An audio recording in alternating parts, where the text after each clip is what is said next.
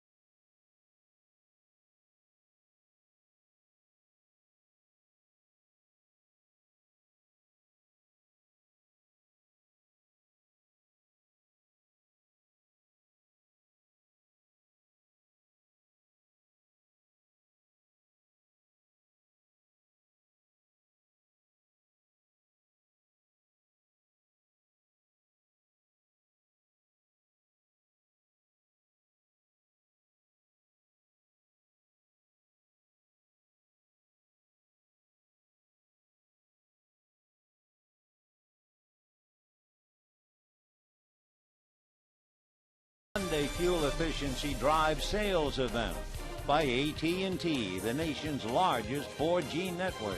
AT&T, rethink possible. By CarMax, start the search for your next car at CarMax.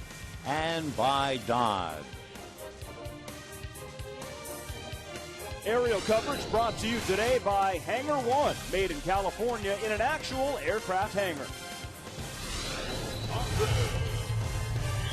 We are moments away from first pitch here at Dodger Stadium, a toasty Sunday. Dodgers and the Padres. Chad Billingsley has been scratched, elbow soreness, so Chris Capuano has to step up. He found out last night with Kenny Lofton and Steve Lyons. And Kenny, listen, Cap had a great first half. His second half last year, not so good. Dodgers need him to pitch well. What are your expectations for him in the second half? Well, my expectations is for him to go out and do exactly what he did in the first half, and he's going to have to, for the Dodgers to win, he has to know that he has to be just as consistent as a number one starter at this point, because down the road, you can't count on all 5 of your pitchers, but you need 2 guys that's going to step it up pretty consistently throughout the rotation. I think we've seen Capuano be a different pitcher than he has been in the past. He won 11 games all of last year. Still kind of rehabbing from the Tommy John. He's a much stronger pitcher. I don't know if he's going to go out and get 9 wins in the second half. That would give him 18 for the season. I don't know if you can count on that, but I expect him to be the same type of pitcher and battle hitters and get through innings. It's going to be interesting to see how he does, how far he can get in this game. Matt Kemp not in the starting lineup. We have first pitch coming up next on Prime Ticket. We'll see you after the game.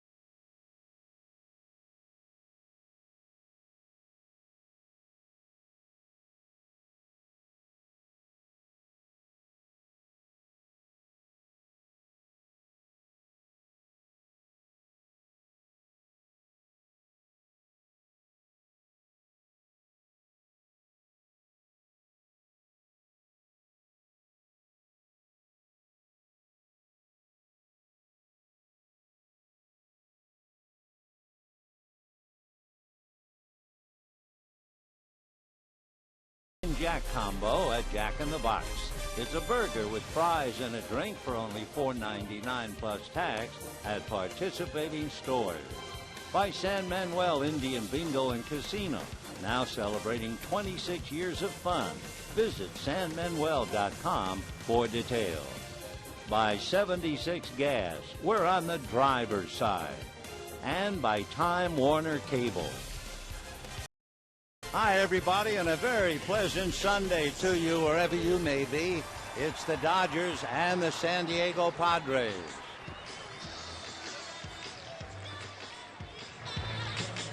We also want to welcome you to the 13th Annual Jewish Community Day at Dodger Stadium.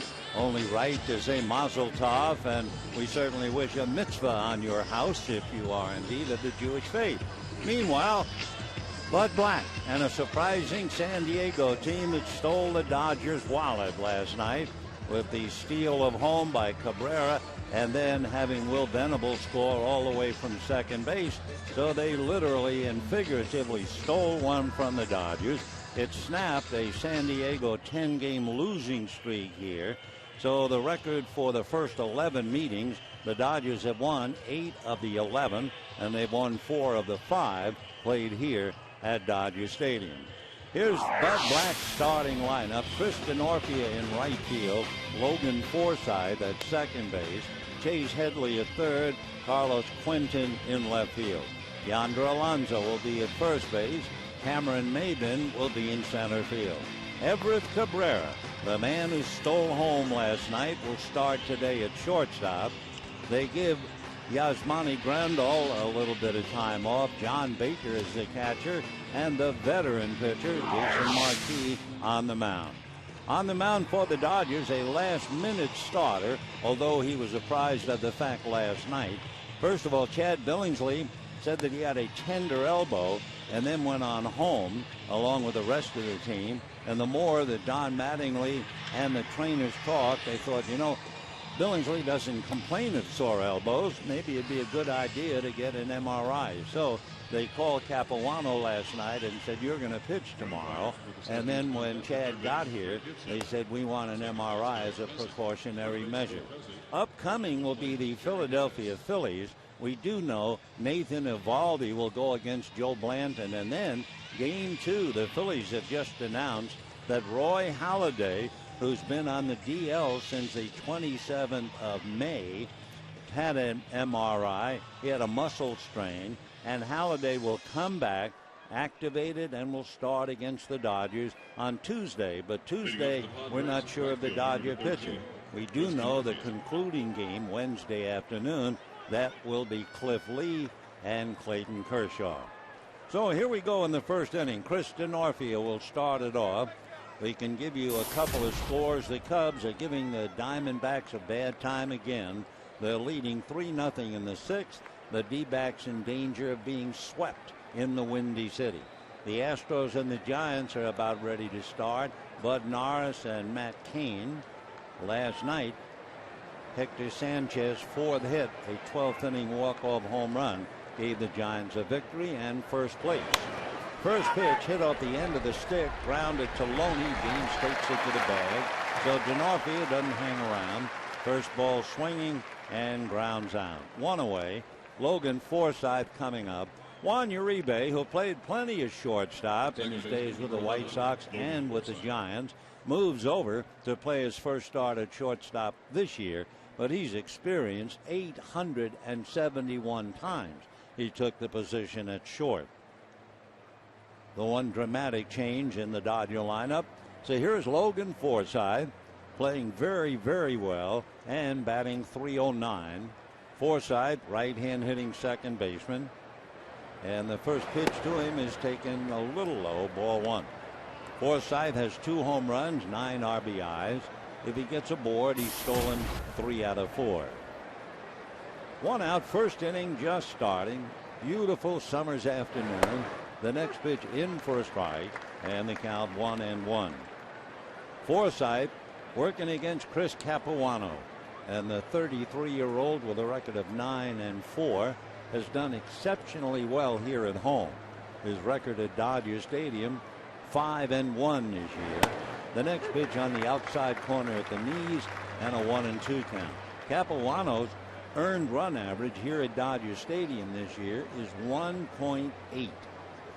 And of course, for Capuano, a very bright and thankful young man, surviving 2 Tommy John surgeries. The 1-2 pitch on the way, high and away, ball 2. Talking about Tommy John surgeries at the Baseball Reliquary over in Pasadena, the artist himself, Dr. Frank Jobe, will be honored, and the presentation will be made by Tommy John. Here's the 2-2 pitch on the way. Swung on, hit in the air to the right side, cruising in and over his Ethier, and makes the play for the second out. 2 down, first inning, and the batter now will be Chase Headley. Chase Headley is a highly coveted player. Let's face it, a lot of teams would love him. The Dodgers would love him. There was a big article in this morning's Times about the pressure on the players this time of year as to the future. Will they continue the season with the same team, or will be dealt away? And there's a lot of mental strain.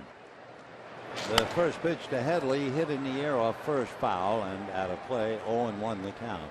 I mean, among other things, never mind changing uniforms, changing leagues perhaps, but also if you're a family man, you're talking about tearing up the roots, moving somewhere, kids, houses, all of the other problems. So it is a very tough time for all the players. For the fans, kind of fun with all kinds of rumors. Strike one pitch, and Headley takes away. 1 ball and 1 strike. Chase last night connected in the 6th inning with a man aboard. He has 9 home runs, 44 runs batted in.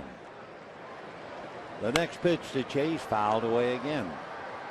So Capuano got DeNorfia and Forsythe battling now with Chase Headley, 1-2. Headley, not only a solid all-around player, but he is a switch hitter, and he has almost even numbers from either side of the plate. Of his 9 home runs, 5 right, 4 left. Capuano looks in, gets the sign, and the 1-2 pitch on the way. High fastball swung on and missed. So down goes Headley, down go the Padres, and at the end of half an inning, Padres nothing, Dodgers coming up.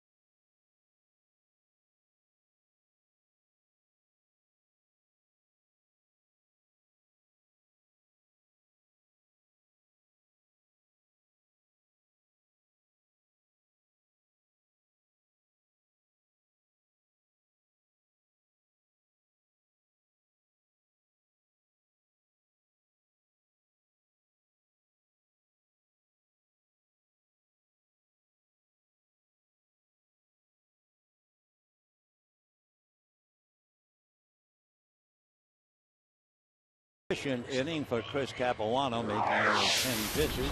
Here's the Dodger lineup. Tony Gwynn opens in center field. Matt Kemp has the day off. It's part of the plan to bring him back very carefully. So Gwynn in center, Mark Ellis at second, and Andre Ethier in right. Bobby Abreu in left field, James Loney at first, Jerry Hairston at third, Juan Uribe at short, Matt Trainer behind the plate, Chris Capuano on the mound.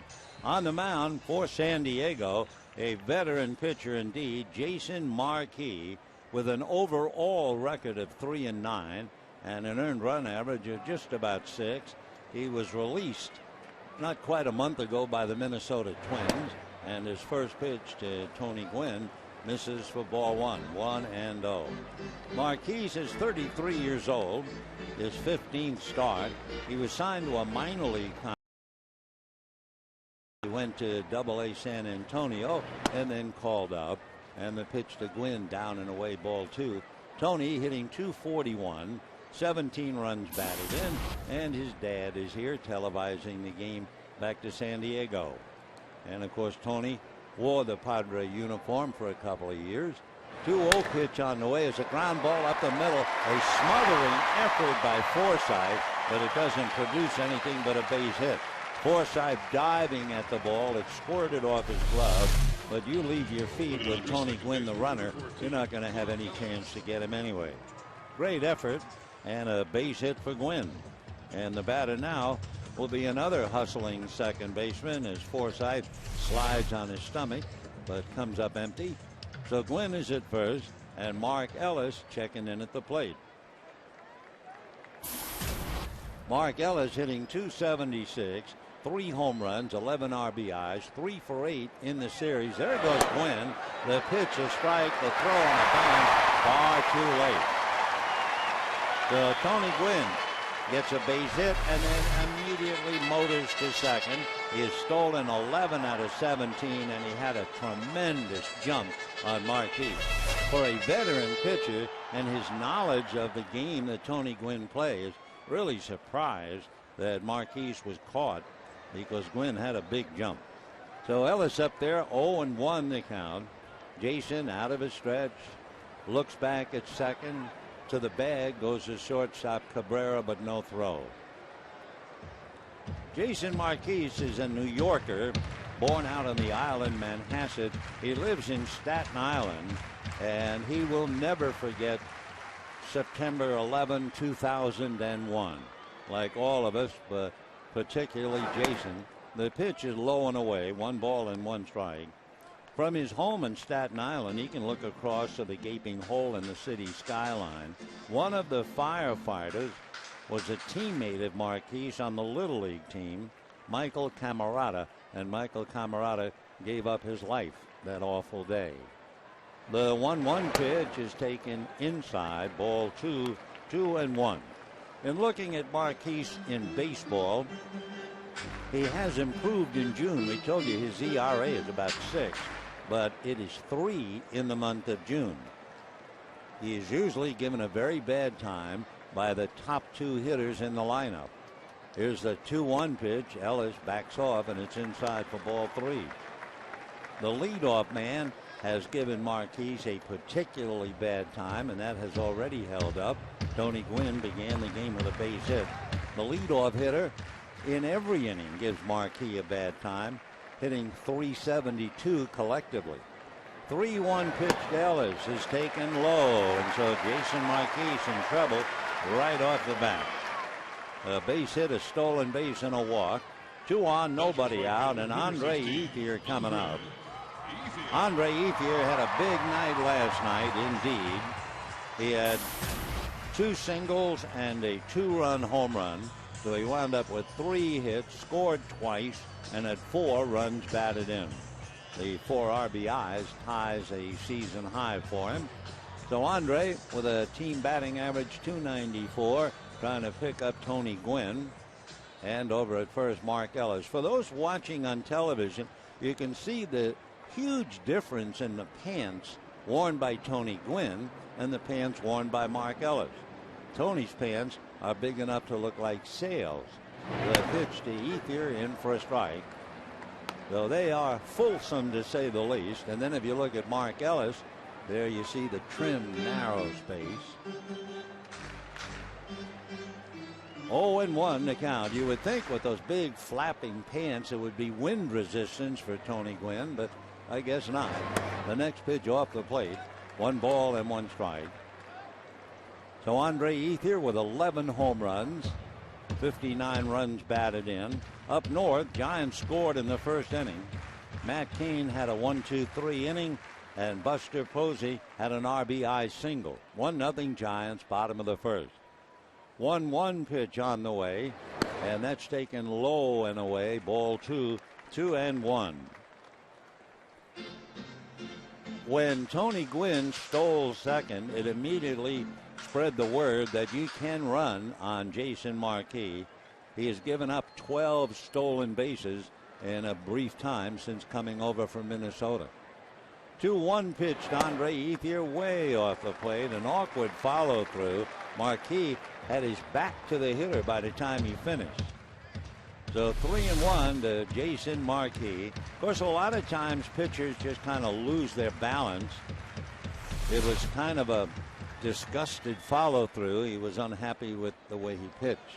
The 3-1 pitch to Andre Ethier, and Marquis gives a fastball strike, and the count 3-2.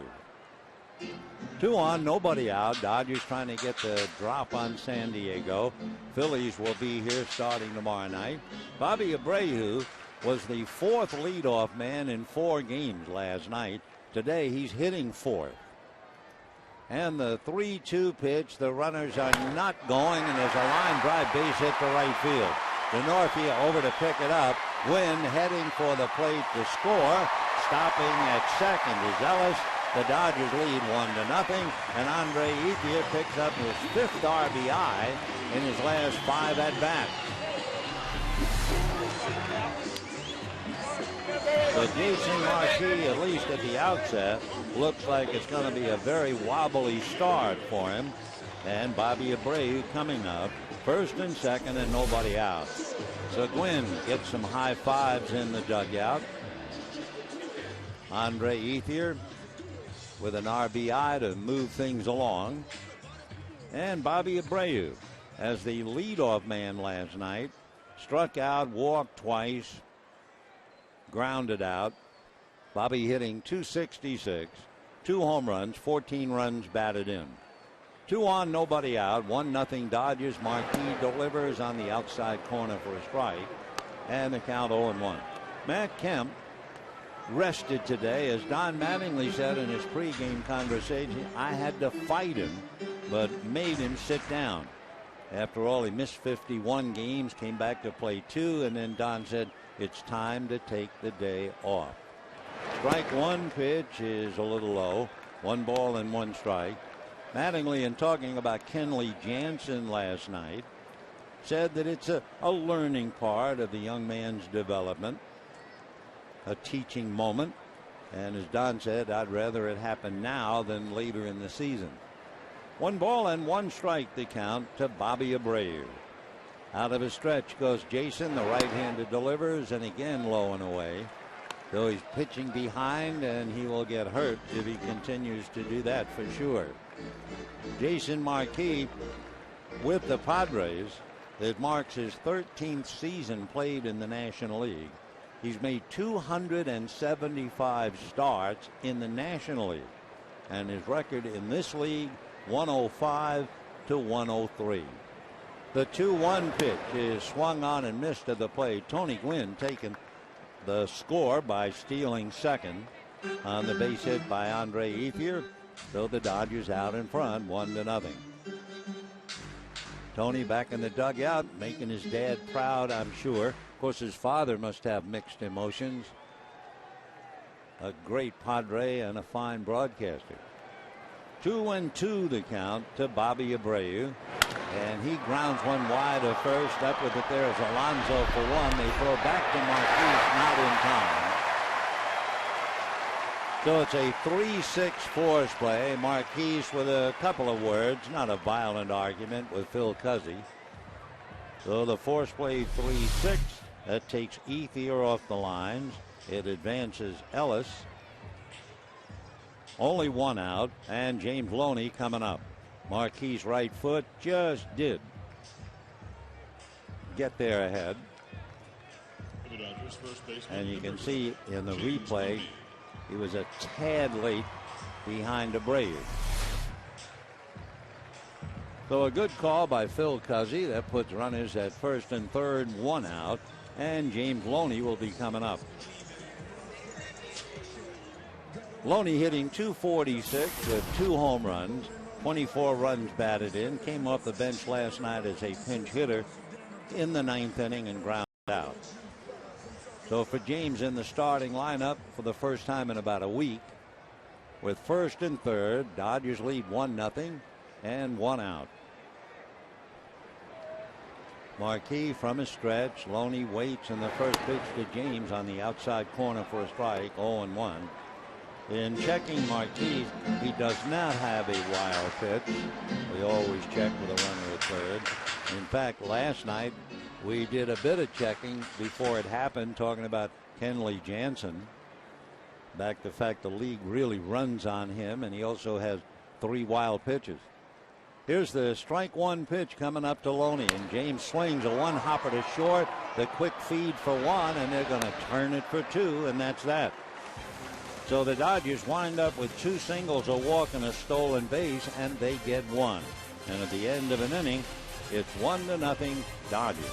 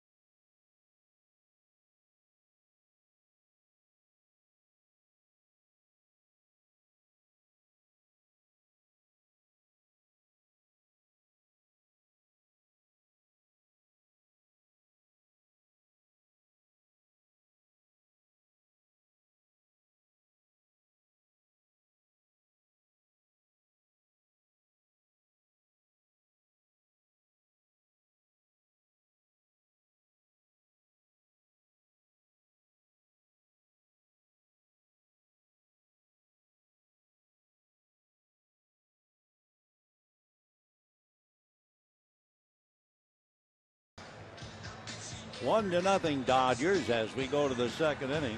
Carlos Quentin, Yonder Alonso, and Cameron Maben in that order coming up against Chris Capuano. Tony Gwynn began the game with a base hit, promptly stole second, and Andre Ethier picked him up with a base hit.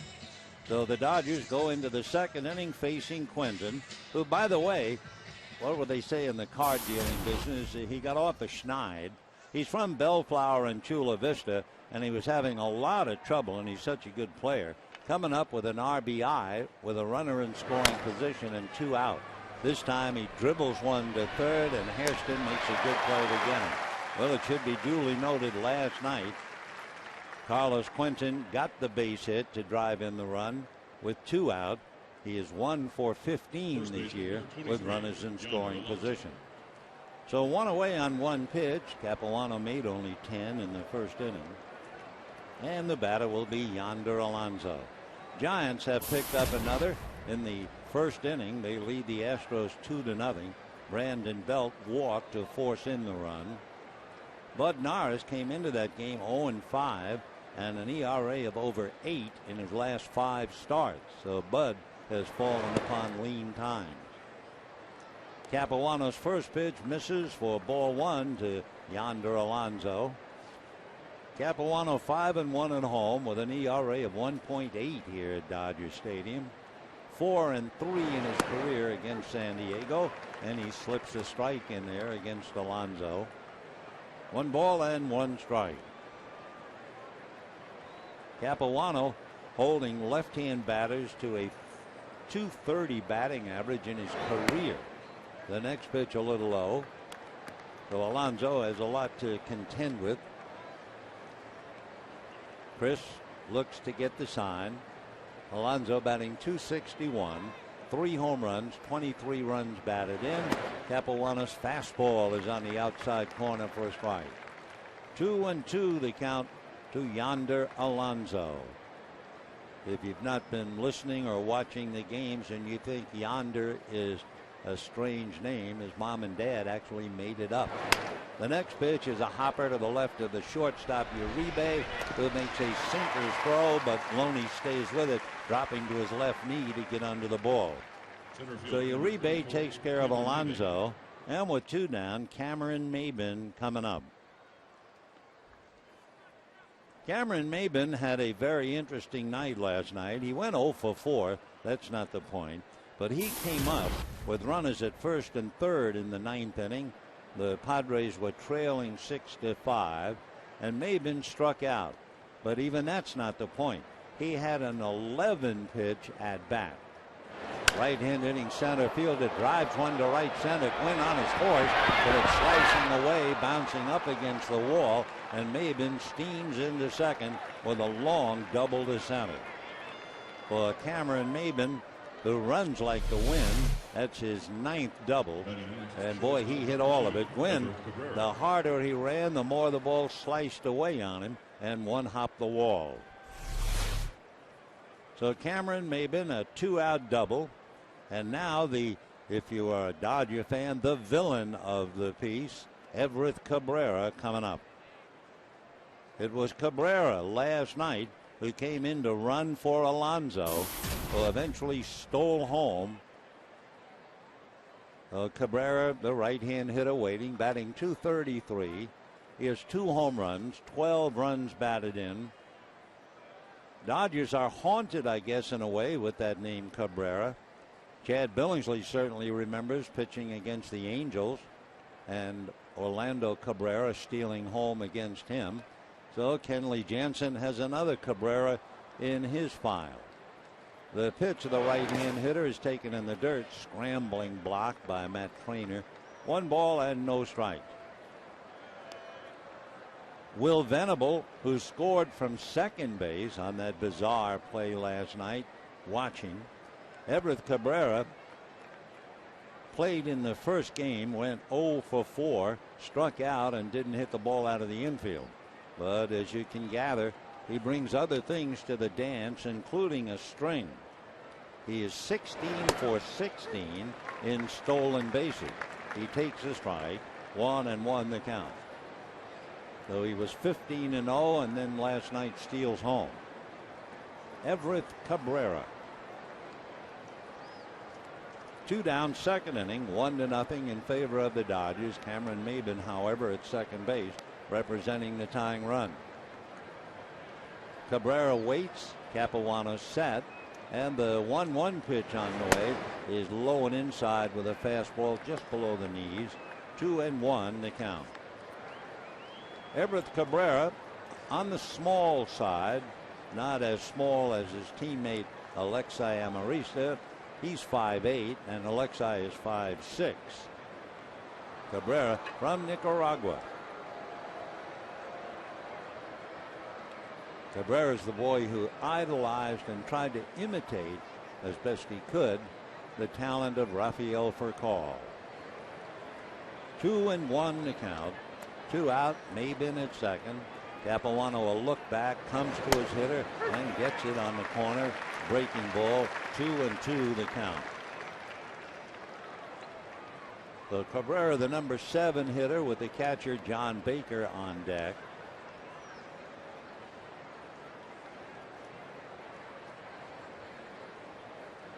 Capuano a long look in to Matt Trainer. Chris still reading, now straightens up.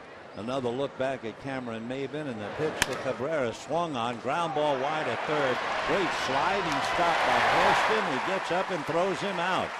Nice play by Jerry. That saved a base hit, and it saved the game being tied. And it's still 1-0 Dodgers.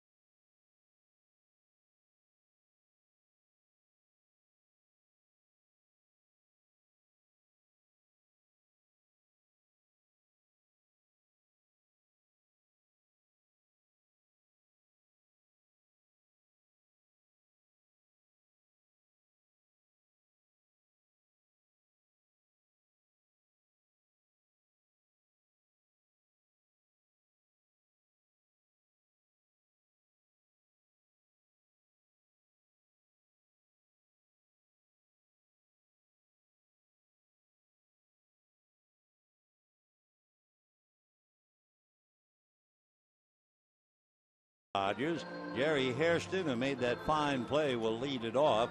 Then it'll be Juan Uribe and Matt Trainer. On this day, we would like to salute one of the nicest guys in the Dodger organization, and for that matter, as nice a fella as you would meet anyway, and that would be the Dodgers official photographer, John Suhu. And today is John's 50th birthday, and we join the multitude of friends and family wishing him the happiest of birthdays and many, many, many more to come. John Suho. In the second, here's Jerry Hairston hitting .295. 4 home runs, 21 runs batted in, and he takes high, ball 1, 1-0.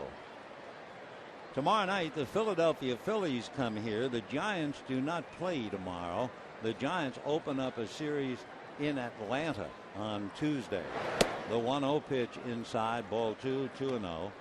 Then when the Dodgers finish with Philadelphia, they will go east to play the Mets, and the Giants will be playing Philadelphia. Nathan Eovaldi will be on the mound tomorrow night against Joe Blandon. The pitch down and away. 3-0 the count to Jerry Hairston. So Jason Markey, the veteran, trying to come back, and against a tough ball club. On deck, you have Juan Uribe.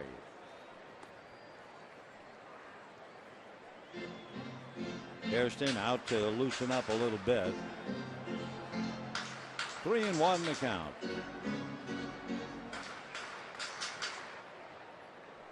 Marquis ready, in the fastball at the knees. 3-2.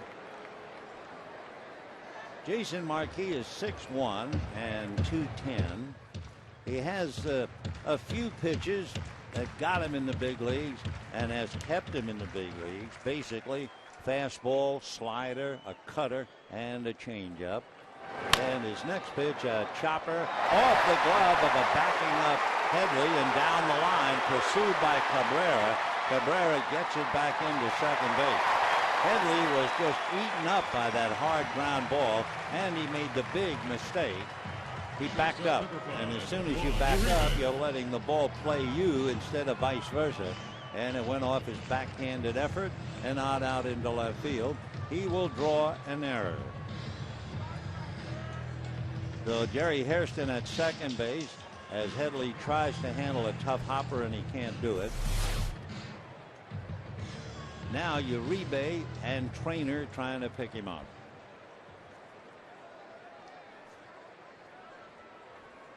Marquis, a look back at second.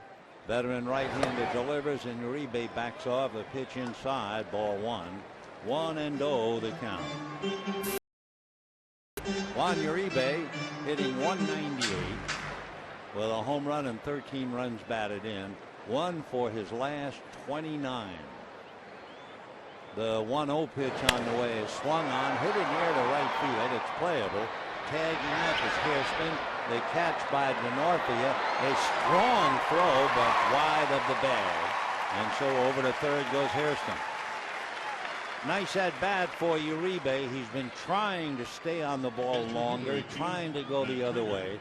His teammates know how tough it is, and they're going to give him a hero's greeting, not just because he hit the ball, but he's been working so hard.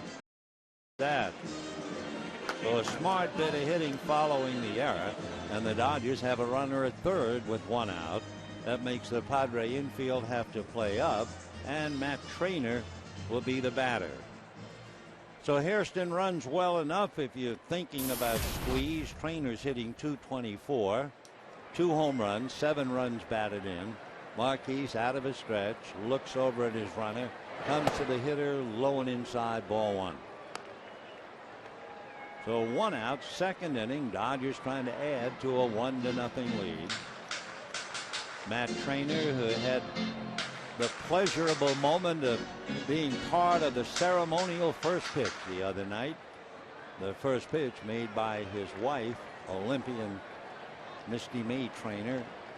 Here's the 1-0 pitch on the way. Matt swings, doesn't get it. 1-1. Misty May and her partner, Terry Walsh, hoping to come up with their 3rd gold medal in the Olympics, which are just around the corner in merry old England. 1-1 the count. Trainer in and out of the box. A quick look down to Wallach. We'll watch Hairston with 1 out. Jerry a short lead. Marquis set. Hairston is not coming in a full swing at the plate. So 1-2 the count. That pretty much removes the possibility of a squeeze.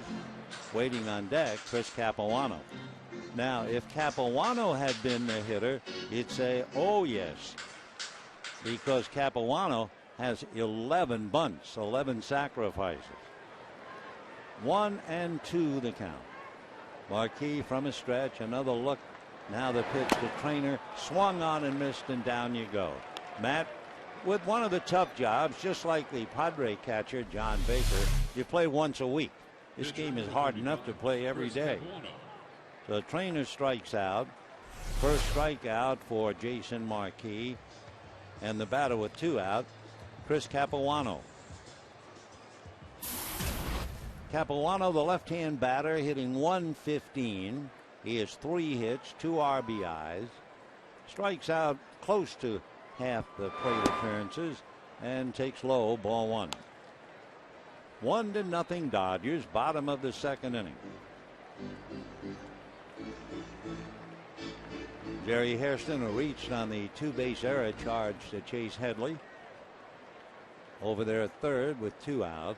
And the 1-0 pitch, Padre infield back to a normal depth. And a little ground ball foul outside of first. And the count, 1 ball and 1 strike. This is the 12th meeting of the 18 schedule. The Dodgers have won 8 of 11 and 4 out of 5 played here. We won't see San Diego for a while. A while translates as to 3 in September here. And Capuano lifts one into right center, but right there Simon Maben to make the catch, and that's the inning. Chris gave it a ride.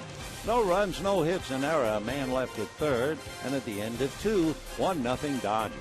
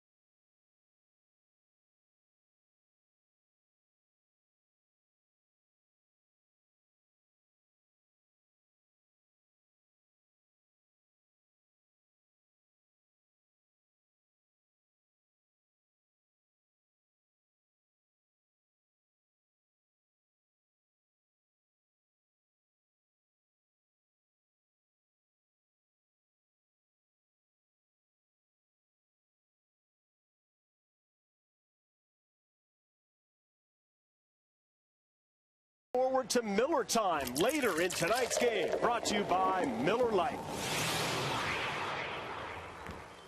Dodgers leading 1-0 as we go to the third inning. It'll be the catcher for San Diego, John Baker, then the pitcher, a good hitting pitcher, Jason Marquez, followed by Chris Denorfia. By the way, are you interested in stamps? Whether you're a collector or not, you might be interested to the idea that the United States Post Office is saluting 4 former major leaguers, and they're producing the stamps. The stamps honor Joe DiMaggio, Ted Williams, Wilver Stargell, and Larry Doby of the Cleveland Indians. As I understand it, if you live in the cities, let's say, DiMaggio, maybe New York, even though he was from San Francisco, and Ted Williams from Boston, even though he was from San Diego, Stargell from Pittsburgh, you can get a sheet of that one player's stamp. However, for those of us here in Southern California, we would get a sheet, and it would be the 4 players, which is not a bad deal anyway. DiMaggio, Williams, Stargell, and Doby. Just a thought. As we go to the third, 1-0 Dodgers. 0-1 the count to John Baker, left-hand hitter, in there for a strike. 0-1 the count. Baker, of course, I'm sure has mixed emotions. Glad to get a chance to play, but I draw a left-hander who's already won 9. John Baker, as a catcher, had Tommy John surgery just a couple of years ago. The strike 2 pitch is off the plate. 1 ball and 2 strikes. John Baker's from Alameda and lives in Walnut Creek. He went to the University of California at Berkeley and was a 4th-round pick by the A's. The 1-2 pitch is in the dirt, 2-2. Despite being drafted by the A's, he never made it. He did spend some time in Sacramento, then came to the big leagues. Well, no, he was still in Albuquerque in the Coast League. Finally made it to the Marlins. 2-2 the count to John. Capuano into the windup. The 2-2 pitch. Fastball got him looking. Well, Baker heaves aside, turns and walks away. That would be strikeout number 2 for Chris Capuano. Say, don't forget Tuesday, Dodgers and Phillies fans with the first 30,000 tickets receive their own beach chair, compliments of Farmer John. And for tickets, visit Dodgers.com/promotion. Also, remember, Tuesday with Philadelphia will mark the return of Roy Halladay. He'll be pitching for the Phillies against the Dodgers Tuesday night. First pitch to Marquise, who has 5 home runs in his long career, is a strike. 0-1 the count. Jason, left-hand batter, swings, lifts a fly ball, actually just beyond the infield. Going out to get it is Uribe and takes care of it. So quickly, 2 out in the 3rd. Dodgers still leading 1-0. And the leadoff man, Chris Denorfia, coming up. Denorfia is one of those players who wears number 13, and we talked about it once before.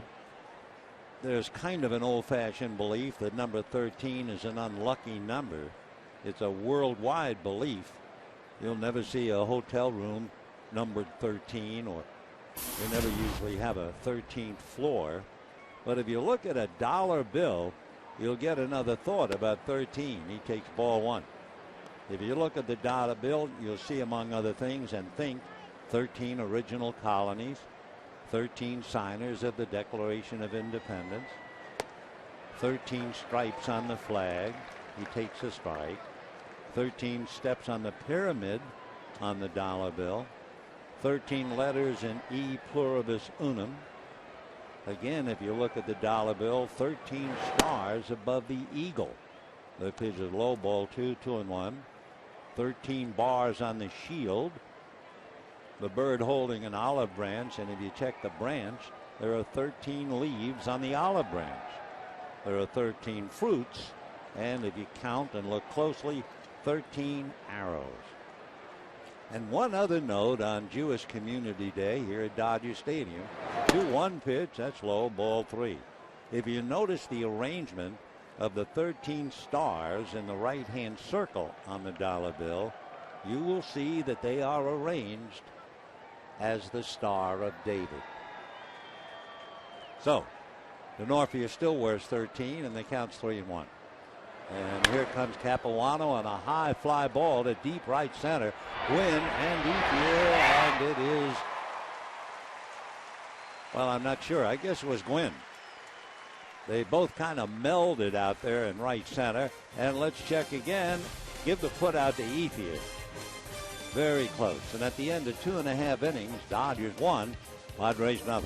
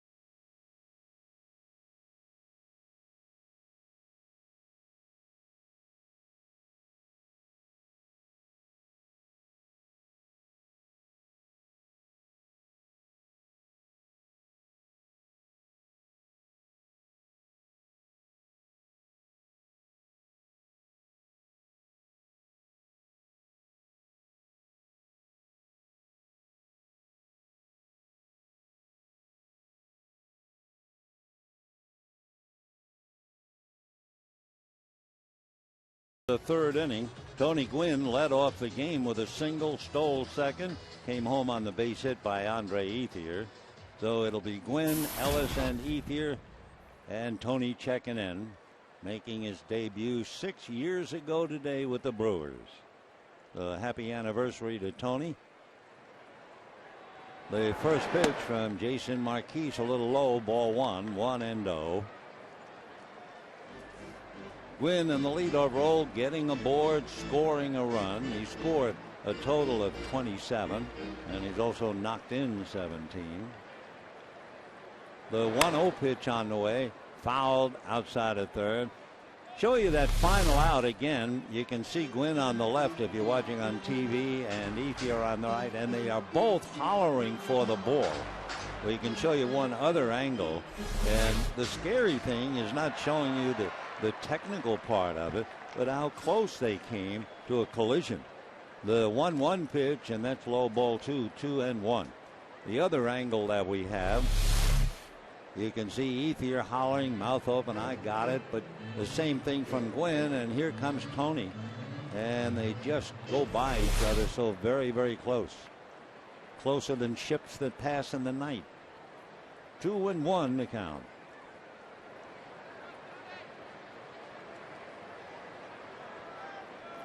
Normally, the outfielders defer to the center fielder. He's the captain. Gwynn fouls another one off. So they hear Tony Gwynn, and you could see he was hollering, I've got it. But Ethier didn't hear. And that kind of a combination not only makes a very tough play, it's a frightening play. And over the years, we've seen some terrible collisions. 2-2 the count. Dodgers lead 1-0. We're in the bottom of the third inning.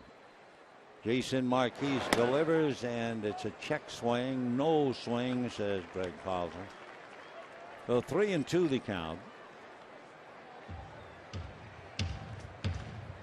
Jason Marquise, boy, he has certainly been a survivor to have the kind of a career he has. Originally signed by the Braves in 1996. And he promptly strikes out Gwynn swinging, and we have one away here in the third. Second strikeout for Marquise, and the batter will be Mark Ellis. Good breaking ball that just dipped low under the swing. For Marquise, he has won in double figures. He had a stretch from 2004 with the Cardinals through 2009 with the Rockies, where he won double figures each of those 6 years. The first pitch to Ellis misses, ball 1-0. Twice in his career he won 15 for the Cardinals and for the Rockies. The Birds in 04 and the Rockies 09. Marquise works high. 2-0 to Mark, batting .276. 3 home runs, 11 runs batted in. Dodgers sailing along 11 games above 500 with him, 4 games under 500 without him.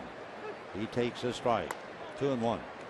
So Mark Ellis has proven to be a very, very valuable member of the Dodgers. Of course, one of the first things everyone noticed was his ability to hit in the number 2 slot, allowing the leadoff hitter a chance to run and then to advance him. It's a long fly ball. Cameron Maybin leaps up, stretches, and makes the catch. Maybin's made a couple of dandies.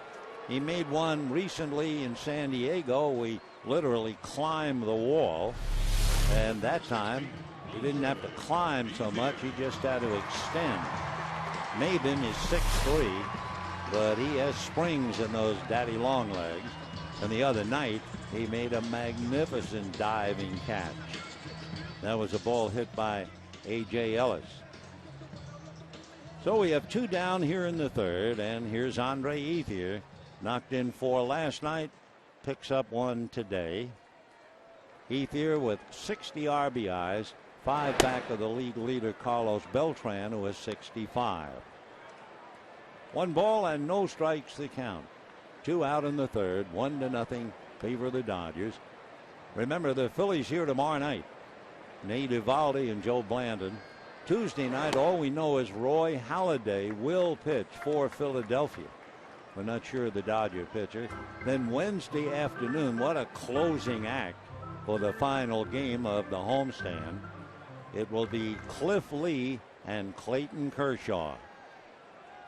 The 2-0 pitch on the way is dribbled up along third. Charging Headley picks it up, throws too late.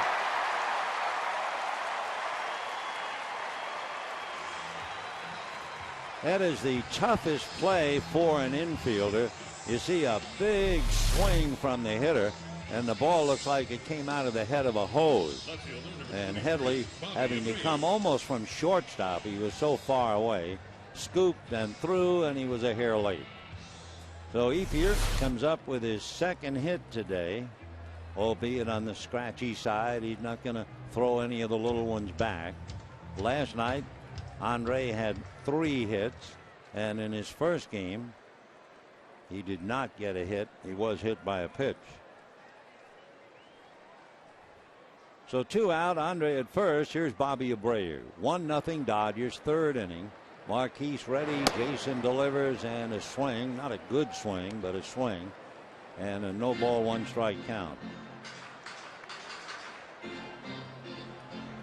Don't expect Ethier to do any running, but the league has run on Marquise. That's why Gwynn took off immediately. 12 stolen bases against him. Ethier's only had 1 stolen base this year. 0-1 the count to Bobby Abreu. Marquise next pitch up, big swing and a miss. That was more like it. At least he didn't get cheated with the second swing.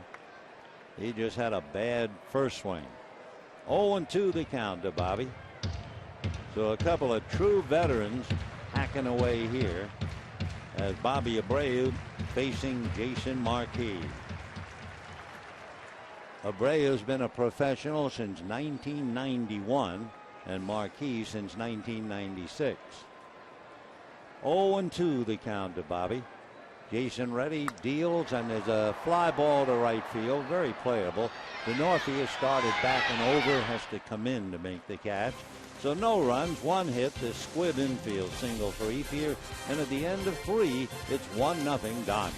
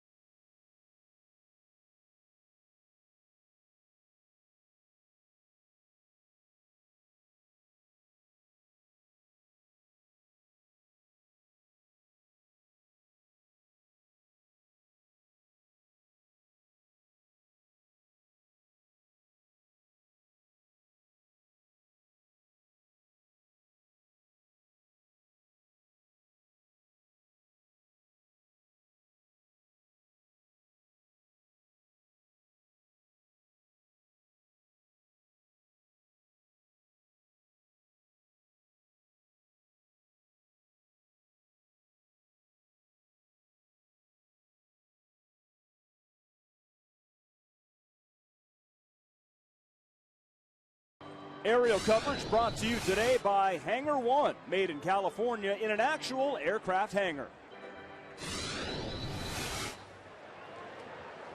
Dodgers take a 1-0 lead into the 4th inning, and the Padres trying to get it back. We'll have Forsythe, Headley, and Quentin against Chris Capuano. Couple of scores: Giants 2, Astros 1 at the end of 3. Cubs 3, Diamondbacks 1, top of the 9th. Kirk Gibson's club liable to be swept in Chicago. Logan Forsythe flied to right field in the first inning. Second baseman 0 for 1, playing very, very well. Two hitters, like so many, hits exceptionally well in San Diego and not quite that well on the road.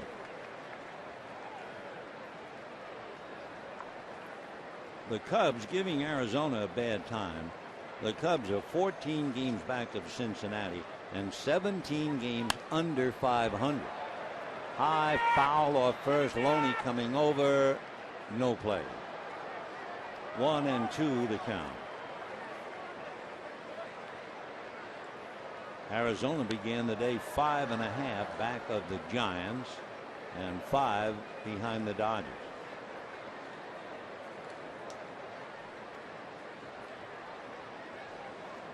Forsythe and Capuano about ready to hook up again. Logan batting .305.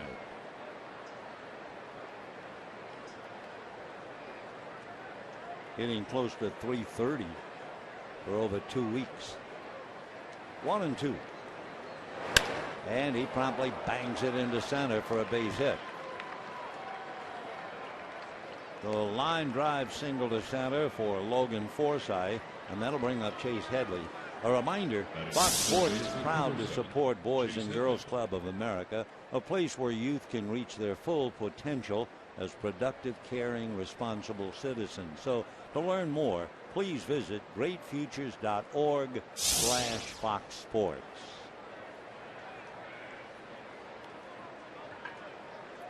Fourth inning, Forsythe at first, Headley at the plate. Logan Forsythe has stolen 3 out of 4. Capuano pretty much controls the running game. The success percentage against him is only 58 in his career, and he has picked off 34 runners. Ball 1. You go back 7 years ago, Capuano was particularly tough.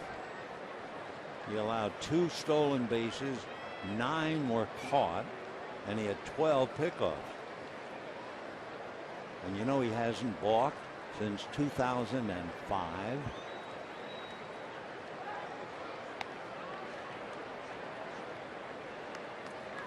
Dodgers lead thanks to a stolen base. Gwynn singled, stole second. Ethier picked him up with a base hit.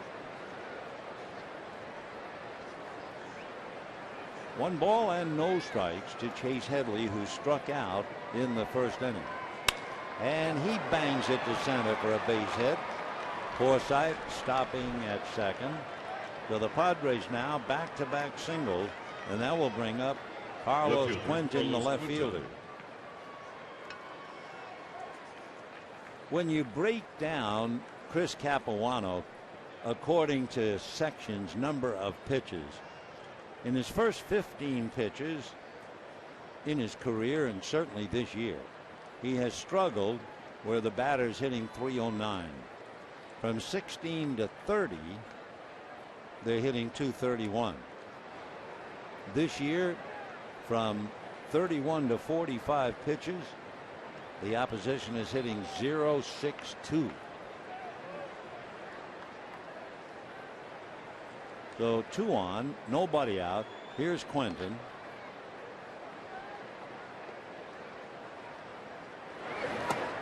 Oh, and 1. By the way, San Diego could have really put on some big numbers here, but they have failed to do it. With runners in scoring position during this series, they are 1 for 21. That's less than a half a buck. 0 and 1.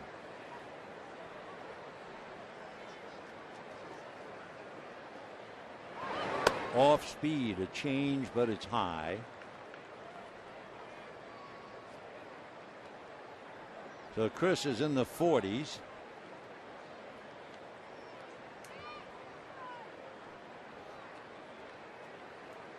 One and 1.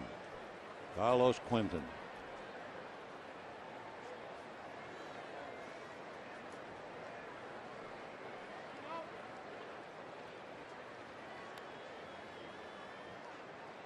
Quentin got a base hit last night. Dodgers were leading 6-4. His base hit made it 6-5. That was his first hit with a runner in scoring position and 2 out this year. 1 for 15. And he's a bread and butter man.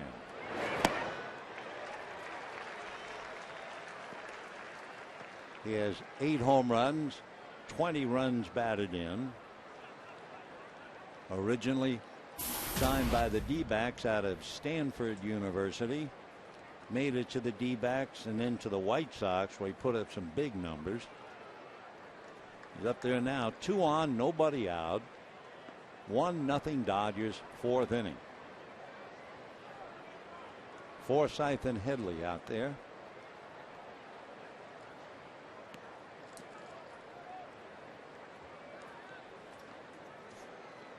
Infield in double play depth. Quentin has only grounded into 3 double plays.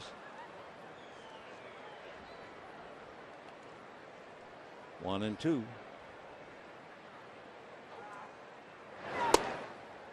High fastball, and he wouldn't bite. Remarkable day in and day out throughout the year.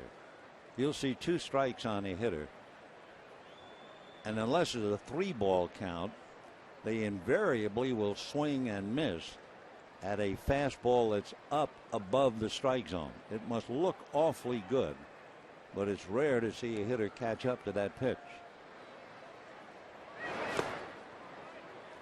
3-2 the count to Quentin now. Yonder Alonso on deck. So Forsythe single to center. Headley singles to center. And Capuano goes all the way with Carlos Quentin.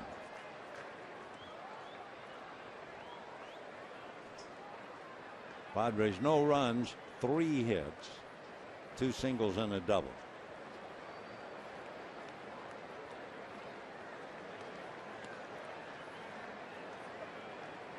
Runners do not go. Ground ball to short.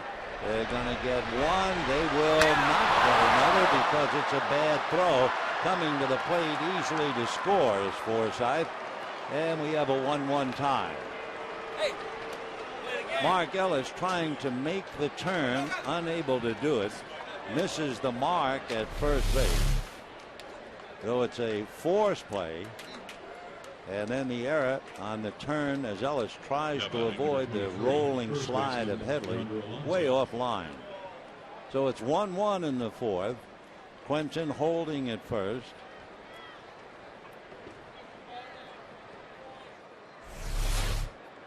So Forsythe went to 3rd on the force play and scores on the error. 1-1. Now Yonder Alonso. Strike on 1. Only 1 out. Carlos Quentin is not involved in a stolen base this year. By the way, we told you the Giants were leading the Astros 2-0. However, in the top of the 4th inning, Chris Johnson had an RBI double. They added 1 more, and the Astros had tied the Giants 2-2 in the top of the 4th. Quentin at first, 0-1 the count. And Alonso rolls it, fair ball. So they get 1 tag play necessary. They get 2. So 3-6 from Loney to Uribe. However, 1 run, 2 hits, 1 big error. And at the end of 3.5, a 1-1 tie.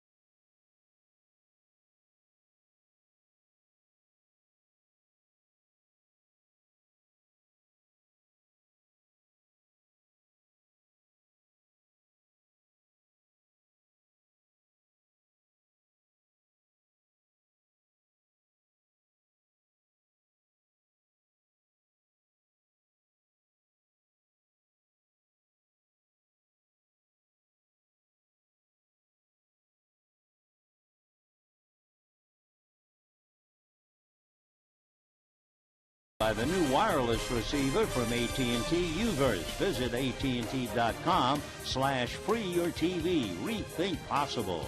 By El Pollo Loco, crazy you can taste. And by the full line of fuel-efficient vehicles at your Southern California Toyota dealer. Bottom of the fourth inning in a 1-1 tie. James Loney, Jerry Hairston, and Juan Uribe in that order. Chris Capuano made 14 pitches, so he's only made 48 in 4. Loney, who started the double play, hit into a double play in the first inning. James last year caught fire after the break. The Dodgers are hoping it would happen again. Strike. 0-1 to Loney against Jason Marquez. 1-1 tie. That's the way we stood at the end of the first inning last night.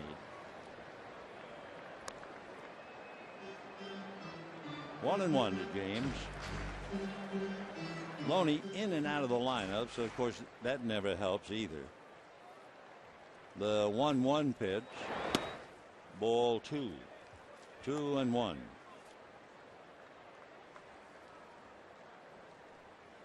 Loney is hitting less against right-handers than left.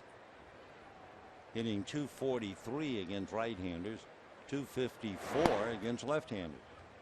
3-1.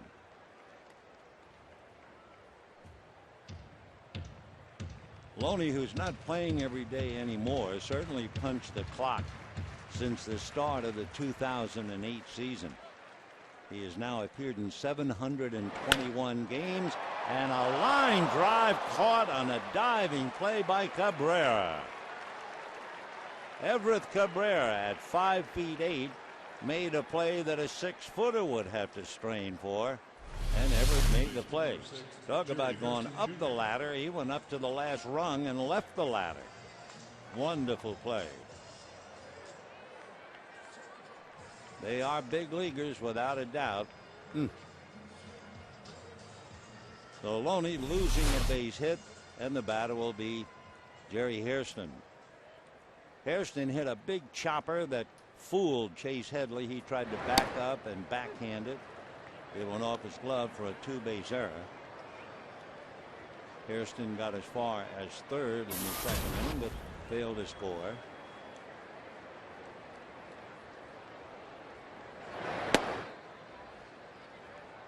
One ball and 1 strike. Yeah, remember Jerry's reaction when he heard earlier this year that brother Scott had hit for the cycle.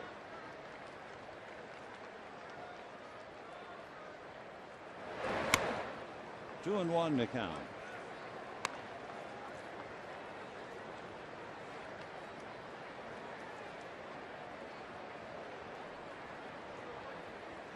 One out in the fourth, and a 1-1 tie.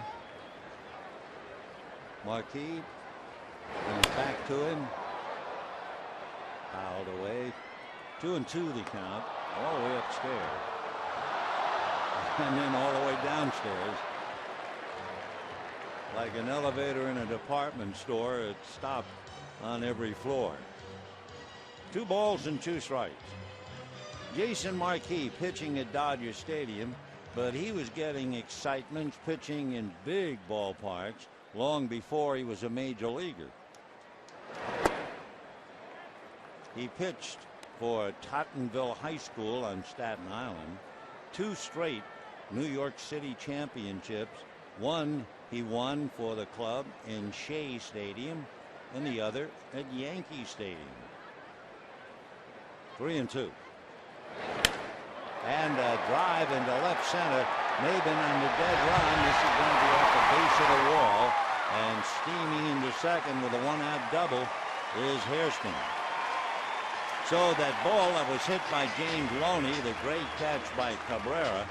Otherwise, that's a base hit, and Hairston picks it up. So a long double for Jerry. That would be hit number 4 for the Dodgers to go with their 1 run.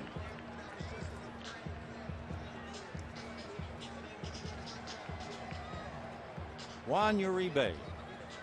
came up with Hairston at second and nobody out in the second inning.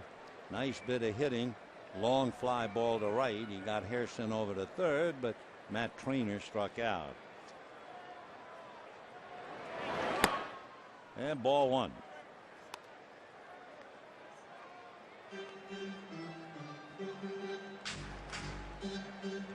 Throughout his career, like so many other pitchers, you could divide Jason Marquis first half, second half, and see quite a difference.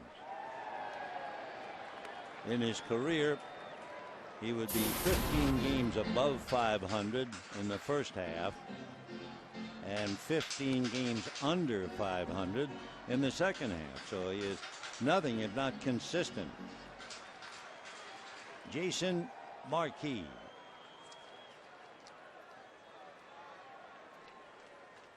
Two balls and no strikes to Juan Uribe, hitting 197. A little roller to the right of the mound. Marquis just keeps on going for the out. So two down. Hairston advancing to third, and the batter will be Matt Trainer. Catcher number 18, Matt Trainer. Matt Trainer struck out in the second inning. Up there now with two out and a runner at third.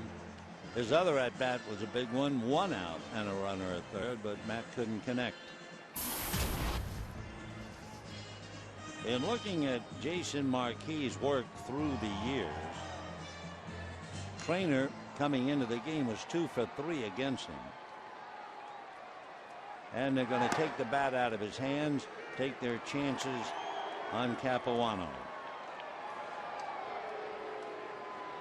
Now remember, Capuano in the second inning in his only at bat hit a long fly ball to right center. Cameron Maben went back and got it. 2-0 the count. Trainer has to wait. And ball 3.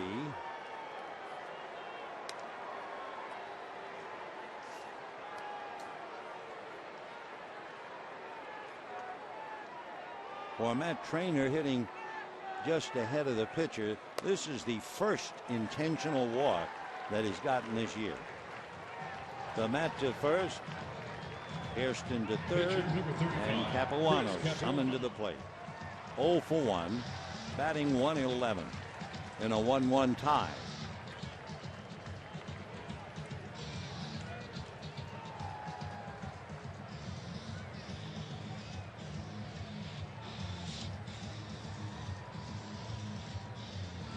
You have two very bright young men here.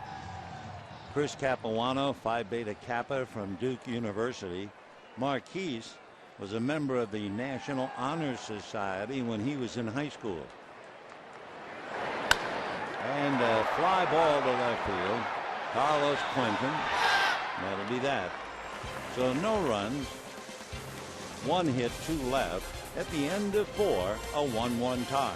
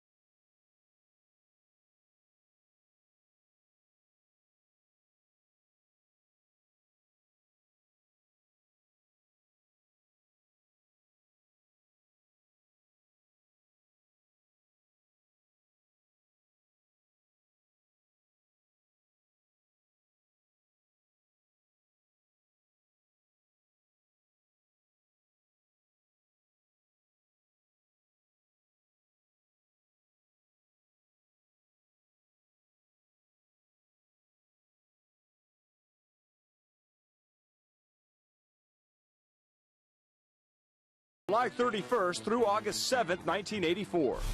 As part of the Olympic Games in Los Angeles, an exhibition tournament was held at Dodger Stadium. Peter O'Malley, when he was president of the Dodgers, his big thing was international baseball. and he wanted to be an ambassador, and he always wanted to encourage other federations of other countries to play the sport. 8 years later, at the Summer Games in Barcelona, baseball became an official Olympic sport.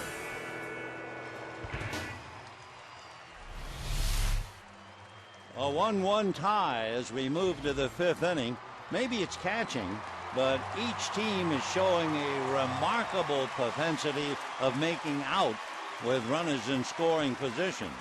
The Dodgers today are 1 for 8 with runners in scoring position.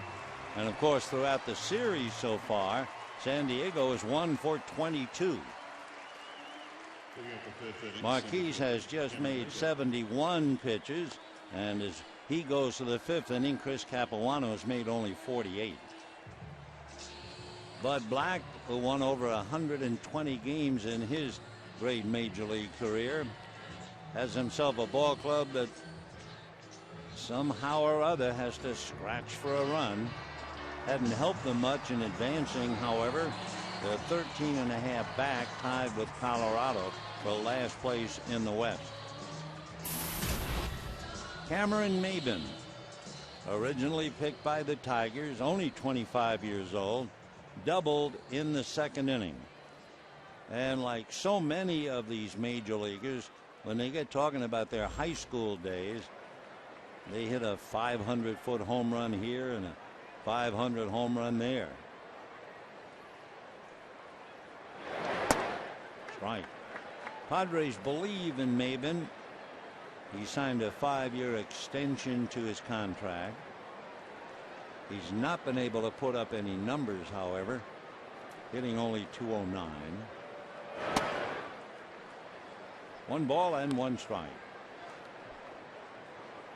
Maybin with the Padres last year hit .264, and he had 9 home runs, 40 runs batted in. 1-1. And a bunt in the air, caught by Trainer. That's the 2nd time that Maybin has tried to bunt. Tried to bunt last night in the 5th inning leading off and was thrown out. This time, leading off in the 5th, he pops the bunt up to Trainer. 1 away. Nice play by Matt. Talking about nice play, here comes Everett Cabrera. Cabrera, as it turns out, saved a run. He made that leaping catch on what looked like a base hit off the bat of James Loney. And that was followed by Hairston's double.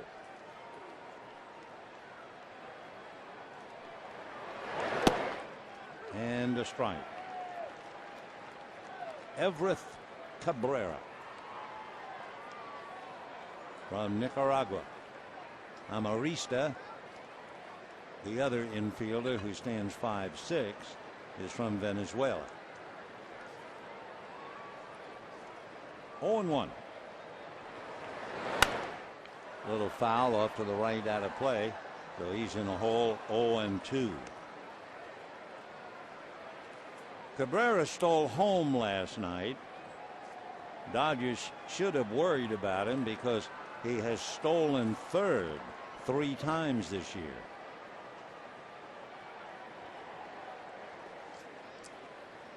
Cabrera, remember, is 16 for 16 in stolen bases.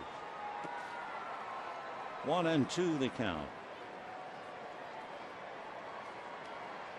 Chris Capuano in a 1-1 tie with Jason Marquez.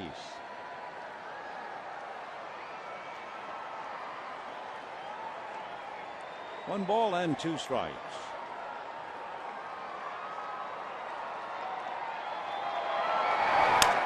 Ground ball to third, up a bit there. Hairston to make the play. So 2 down here in the 5th inning, and the catcher John Baker coming up. The next catcher, John Baker. Baker, left-hand batter, out of Alameda and Walnut Creek.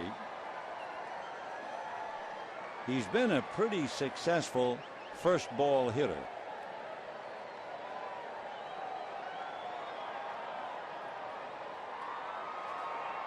Growing up in the Bay Area, John said his favorite player was Will Clark of the Giants. Will the Thrill. Ball one.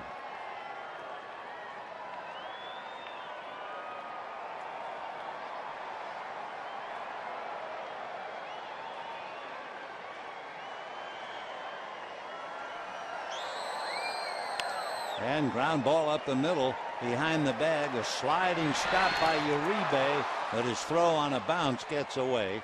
Baker has decided to go to second, and he's going to make it with a belly whopper. That ball kicked all the way down the line away from Matt Trainer. And so a heads-up play by Baker as he advances. And it'll bring up a pretty good hitting pitcher in Jason Marquis. Great effort by Uribe. It will be a base hit, and then Uribe's extra effort and the error advancing Baker to second.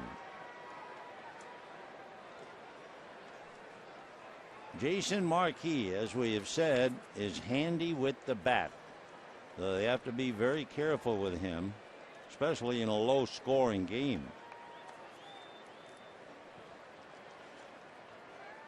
You know, in 2005, and I realize that's a long time ago, but Jason had 27 hits.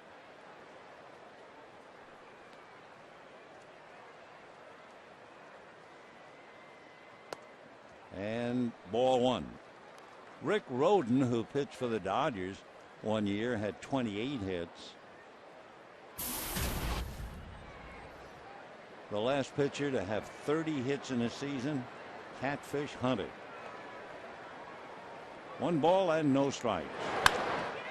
Ground ball right at Loney, and that'll be that. So no runs, an infield single, an error, and a man left, and we're heading to the bottom of the 5th in a 1-1 tie.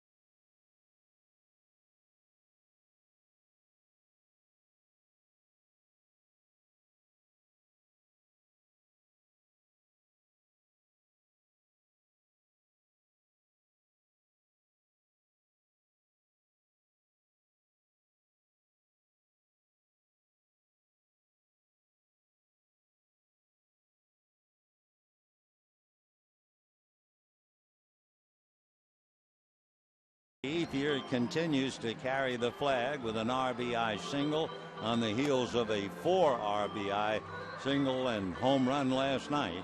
So Andre has now reached 60 RBIs this year. Meanwhile, Chris Capuano, who was told last night that he was going to replace Chad Billingsley, has done a great job, allowing only an unearned run. And the same story for Jason Marquis. The only difference, Marquis has labored and made more pitches, but otherwise they're pitch for pitch going to the bottom of the 5th. One other note, Dodgers remain 1 for 8 with runners in scoring position, but for San Diego, they are 1 for 23 in the series. Third time around now, Tony Gwynn singled and scored the Dodger run, then struck out. and now will lead off here in the bottom of the 5th. They pull up the corners. Headley's on the grass. Alonso is up a little bit at first. Ball 1.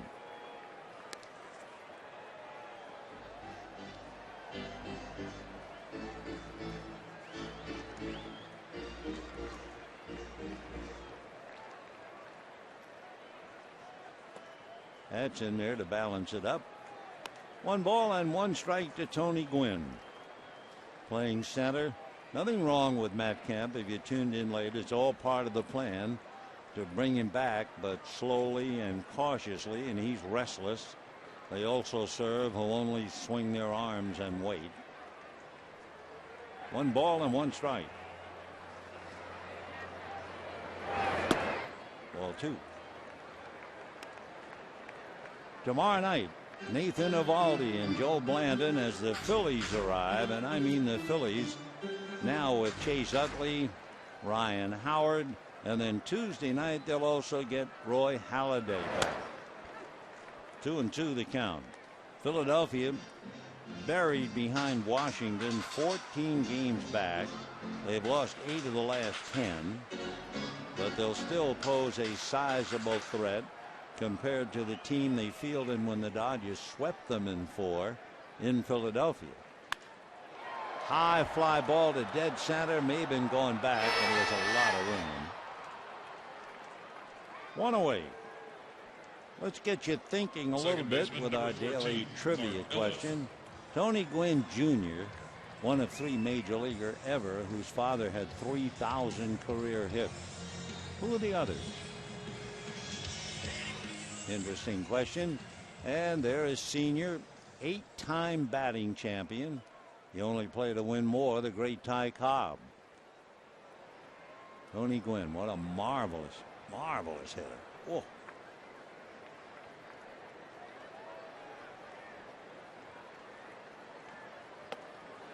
That's a strike to Mark Ellis.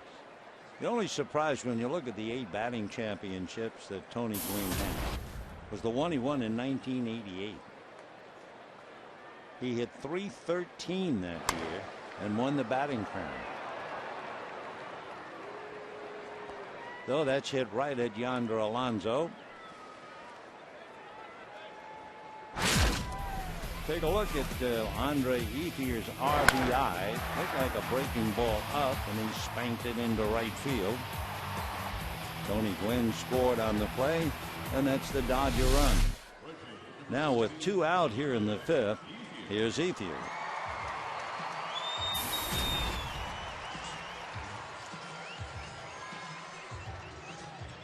Andre 2 for 2.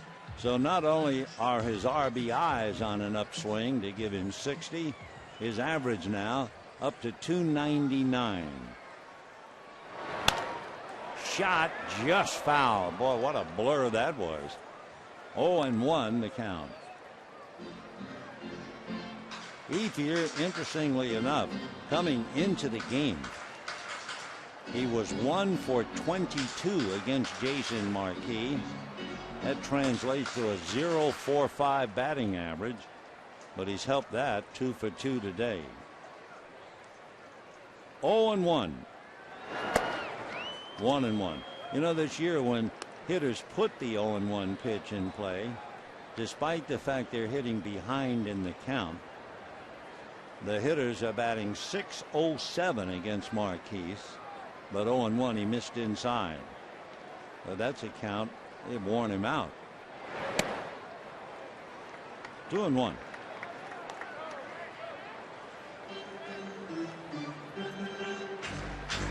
Marquis doing very well, however. 1 run, 4 hits for each team.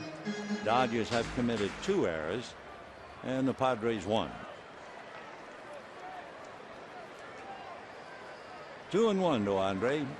The outfield has Maben shaven to left center. That's a strike. The infield is swung around to first and very deep. Everett Cabrera is on the rim. Logan Forsythe is a foot or so out on the grass. So they have it all covered. The infield playing him to pull and the outfield the other way. And a one-hopper, and the deep second baseman Forsythe almost fell down but makes the play. So down go the Dodgers, 1-2-3 at the end of 5, a 1-1 tie.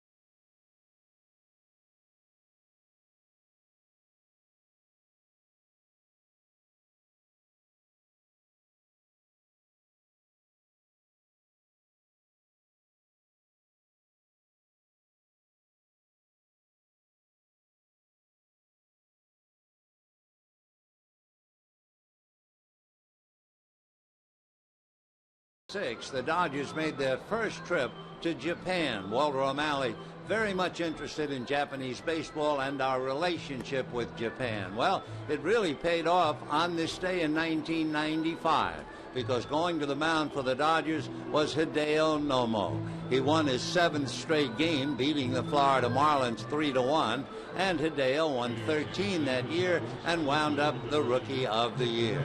Hideo Nomo, Ichiban. And let's go back to this one.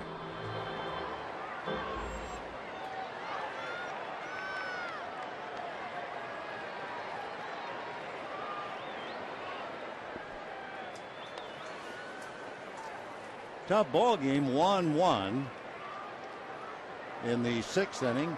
The Padres will have DeNorfia, Forsythe, and Headley, and if anybody gets on, Quentin.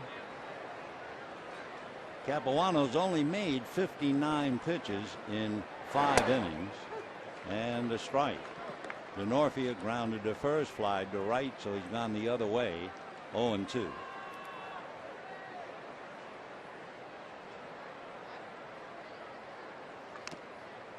No balls and 2 strikes. Well, the Cubs did it again. They beat the Diamondbacks 3-1. In being swept at Wrigley Field, the Diamondbacks scored a total of 3 runs in the 3 games. How would you like to have to talk to Kirk Gibson? 3 runs in 3 games in Little Wrigley Field. Matt Garza beat him today. 1-2 the count to DeNorfia.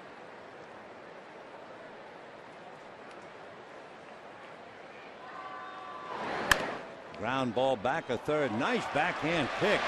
Hairston does it again. Wow. Gary Hairston taking an extra base hit away from Chris DeNorfia for sure. 1 away. Then a good throw right on the money to Loney. Backhand, right hand to help you get back up on your feet. Turn, find first base, and then hit the first baseman. Quite a play. And they make it look so darn easy. Here's Forsythe. Strike. Fly to right, single to center, 1 for 2. 1 run, 4 hits for each side.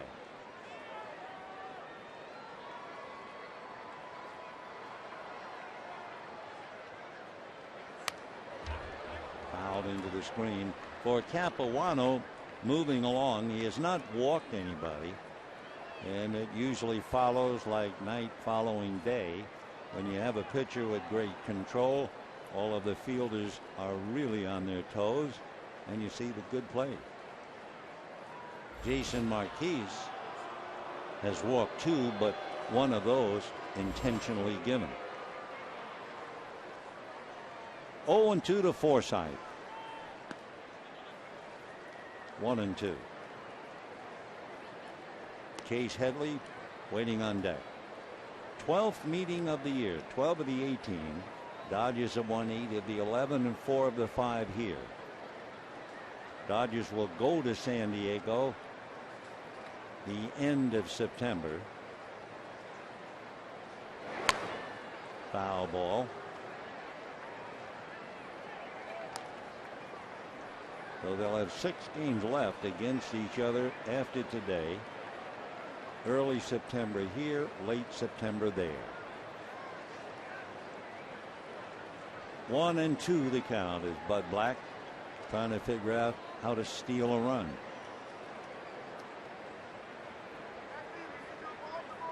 One and two. 2-2.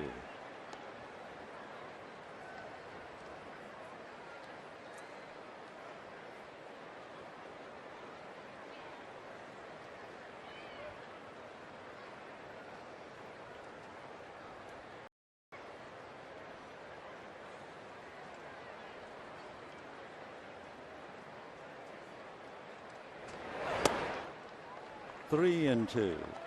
That was a 90-mile-an-hour fastball. It's about as hard as Chris throws. In the 6th inning with 1 out.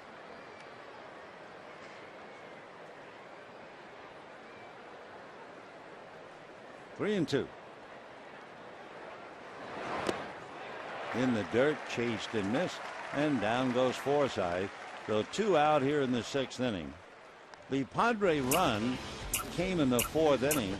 Forsythe had singled, Headley singled, and then trying to make a double play. Mark Ellis threw the turning point away, and that allowed Forsythe to score. Ellis trying to get out of the way of a hard slide by Carlos Quentin to break up the double play, and he succeeded. So here's Headley. Struck out, single to center. Chase 1 for 2. Hitting .268, 9 home runs, 44 runs batted in. Homered last night with a man aboard.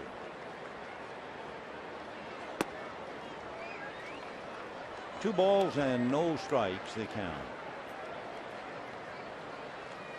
Headley and Capuano have certainly faced each other a few times.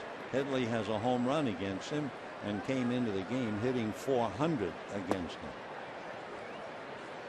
3-0, and if you're Bud Black and you have a guy who can hit home runs, you might turn him loose 3-0, especially in this game, 1-1 tie. Why not gamble a little? You're in last place. 3-0 to Headley.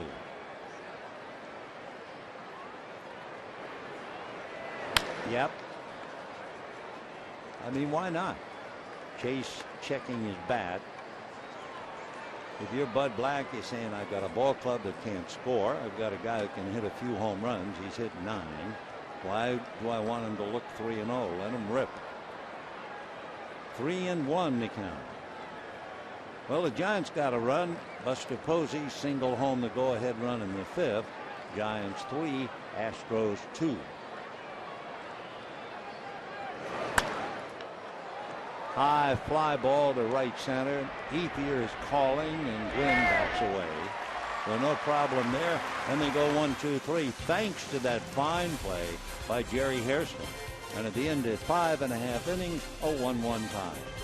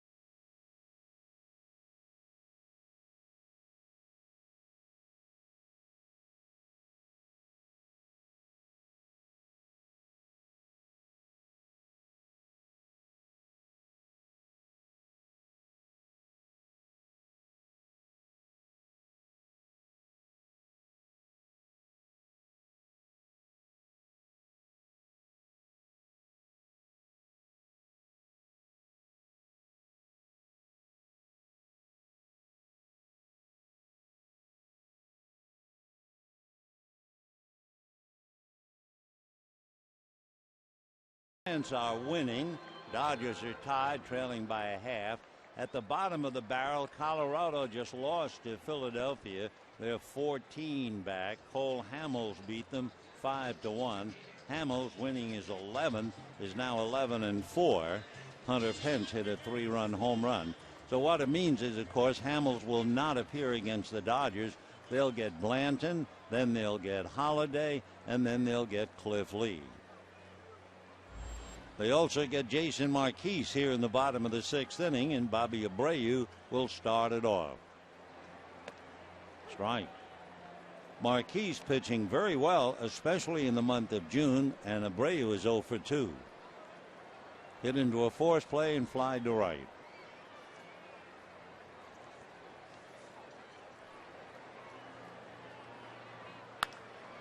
And that's driven to right field. Denorfia slipped, but he gets back up and makes the play. So Abreu lines out to right, 1 down. Here's the answer to that trivia question. Remember, Tony Gwynn Jr., one of 3 big leaguers ever, whose father had 3,000 career hits. Who are the others? Eddie Collins, going way back, Jr., and then Pete Rose Jr. He had all of 2 hits. Tony, right up to date. Junior has 361. Senior had over 3,000. Yep. A successful father must be a very tough act to follow. Here's Loney, and ball 1. James has grounded into a double play and then hit a line drive heading for base hit land in left field, and Everett Cabrera climbed the ladder and made a spectacular catch. That evens it up 1-1. Had Cabrera been unable to catch it for a base hit, Hairston followed with a double, and the Dodgers would have broken the tie. 1-1. Ground ball, foul outside of first. 1-2. So the Phillies are coming with Charlie Manuel at the helm. Charlie, briefly a Dodger back in 1974.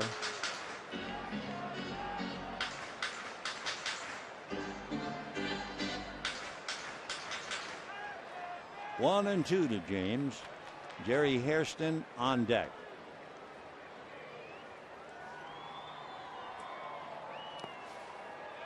Two and 2. Dodgers scored a run in the first. The Padres came back with a run in the 4th. And here we are in the 6th. Jason Marquise, Chris Capuano. I don't imagine there'll be any report at all about the MRI scheduled for today for Chad Billingsley.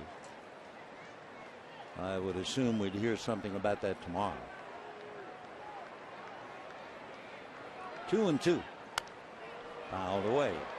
In case you missed it, Chad was supposed to pitch today, but he had a tenderness in his elbow. As you probably know, he's lost 5 straight starts, hadn't won since the 10th of June. And then when he complained of tenderness, that was major concern for the ball club. 2 and 2 the count to James Loney. Line drive down the right field line. James digging for 2 easily. Up with it is Denorfia, and Loney steams into second with a stand-up double. That would be his 16th double of the year. So after a line drive out off the bat of Bobby Abreu, Loney then doubles into the corner, and the batter will be Jerry Hairston. For the Dodgers, they have 1 run on 5 hits.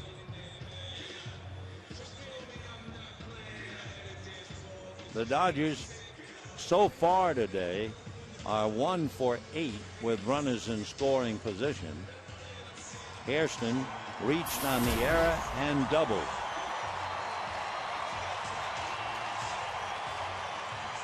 One out, tiebreaker at second.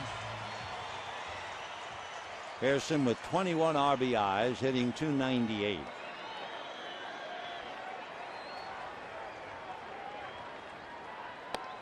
and a strike. 0-1. Dale Thayer, we saw him briefly in the series. Thayer pitched the bottom of the 8th inning in game 1 in relief of Clayton Richard. He's down in the pen.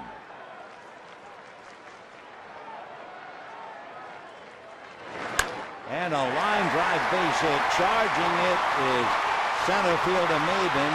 A good throw, but it hits the mound and kicks away. Dodgers get a big break, and down to second base goes Hairston. He had a play on Loney, and Maben's throw hit the side of the mound. If it goes straight, that would have been very, very close. Well, good fortune plays a great part of this game. Here's Maben's throw on the money. No, it hits and kicks way off to the right. So the Dodgers get a big break and take a 2-1 lead.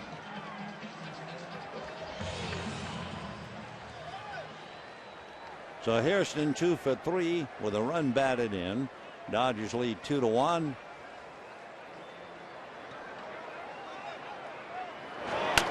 Little roll at the shortstop. Coming in a hurry is Cabrera to make the play. With the ball hit ahead of him, Hairston had nowhere to go. 2 down in the 6th inning, and Matt Trainer coming up. They walk him intentionally with a runner at third in the 4th inning. See now if they pitch to him or not. Capuano is not in the on-deck circle. Now Chris comes up, and they will walk Matt Trainer again.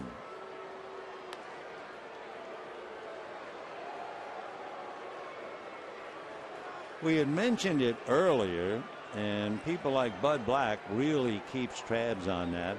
Remember that note we gave you about Jason Marquise and the 0-1 count? Despite the fact that hitters are behind in the count, they were hitting .607 against him. Well, when Jerry Hairston was at the plate and hit that line drive single, the count was 0-1. So that means the opposition now, even though they're behind in the count, are hitting .621 against Jason Marquise.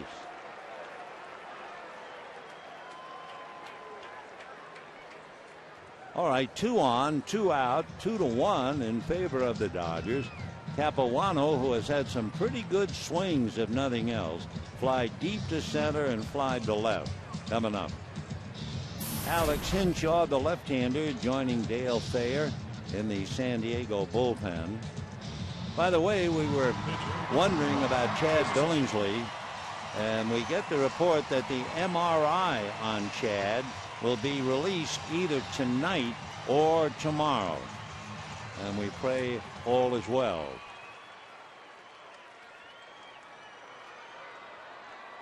So Loney doubles, Hairston singles him in thanks to a good break. What looked like a great throw hit the side of the mound. Ball 1. When the Padres come up in the 7th, they'll have Quentin, Alonso, and Maben.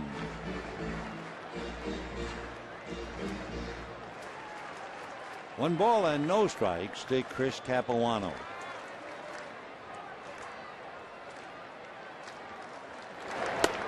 And ball 2. Marquise, remembering that Capuano has had a couple of good swings, pitching carefully, and he's now made 100 pitches.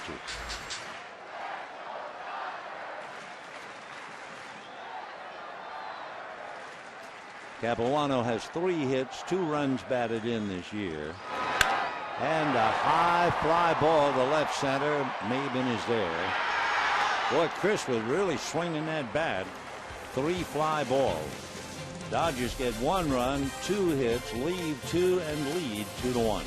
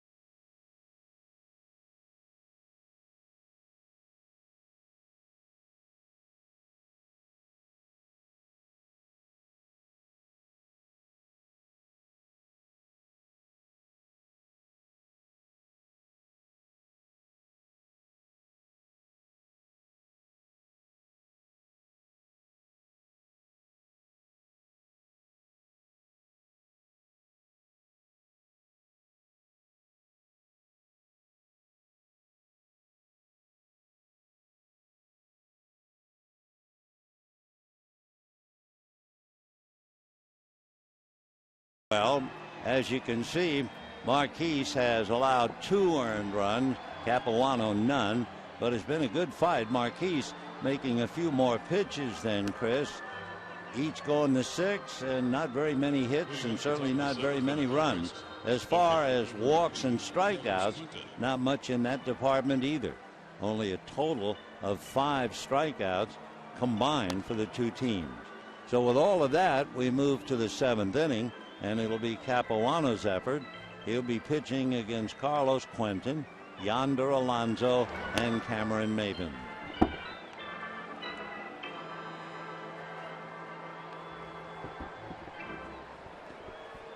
Yonder Alonso grounded to third and hit into a force play. It was the force play where Quentin broke it up with a hard slide, legitimate slide. Mark Ellis trying to avoid the slide, threw the ball away at first base, and that allowed Forsythe to score the only Padre run. So 2-1 Dodgers in the 7th, and here is Quentin, 0 for 2. He has 8 home runs and slices one down the right field line, but it's going foul, well back into the crowd. 0-1 to Carlos, the boy from Bellflower, Chula Vista, and Stanford.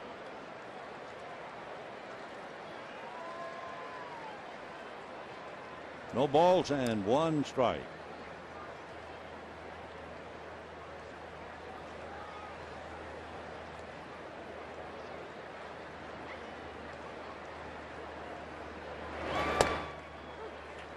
Oh, and 2. Great straight change. So he goes from a tops fastball at 90. That straight change was in the high 70s. No balls and 2 strikes to Carlos Quentin.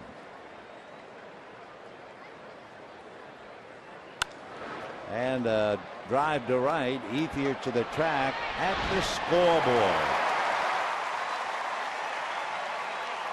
So Quentin goes deep to right, but for a long out, and we have 1 away here in the 7th inning. Batting out number 23. Gone about as far as he can go.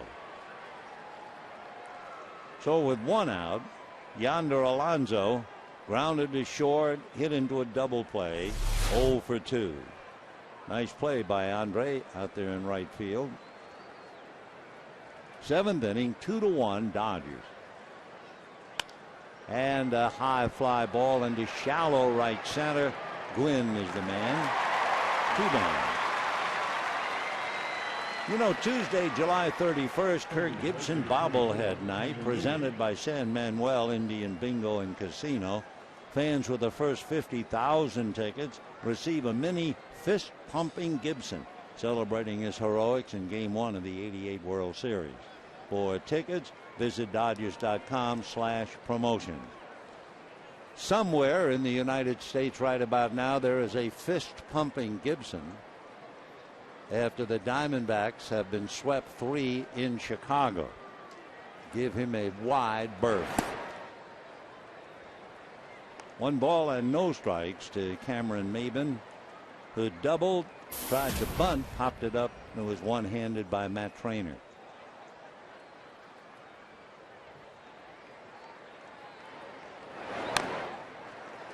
There's that change again, foul back. 1-1. You hit off his arm action, his upper torso action, and you're going to be badly fooled when he throws that change. 1-1. Chris always worked from the third base side of the rubber.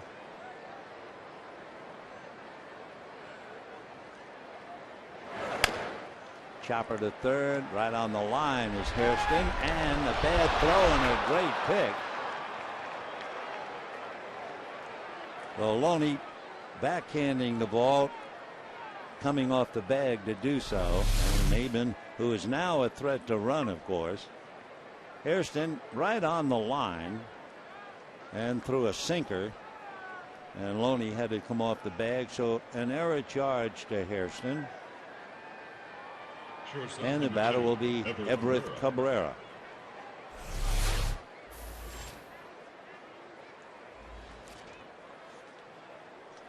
Everett Cabrera grounded to third, and actually that was a nice defensive play by Hairston.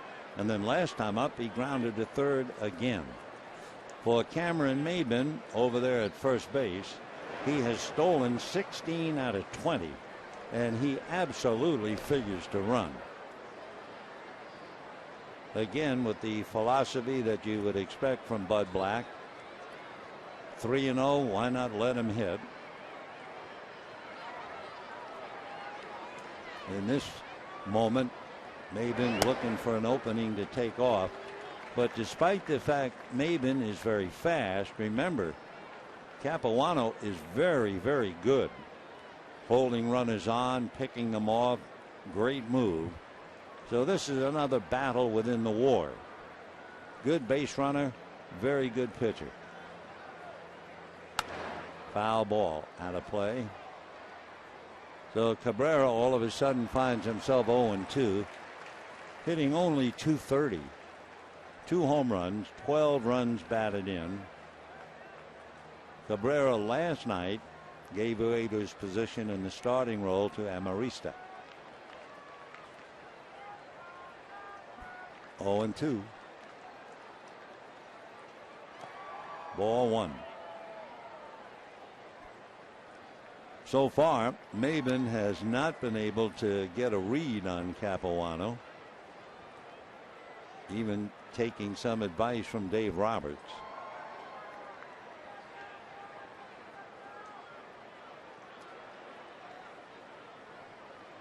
One and two.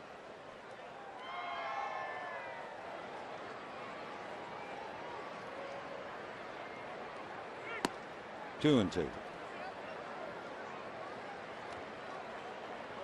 Capuano, like every good left-hander, shades the balk rule when he does throw to first base.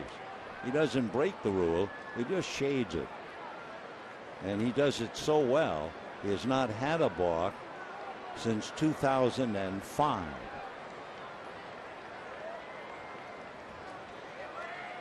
Two and two.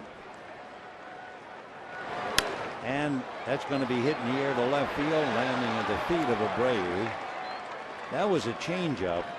Well, he's gotten very good work out of the change, but not that time to Everett Cabrera. So an error followed by a base hit. 2 on, 2 out. John Baker, the left-hand hitting catcher, will be coming up. Baker, coming into the game, was hitting .248. Just 9 runs batted in. Half a dozen doubles, no triples, no home runs. So John now with a very important at bat.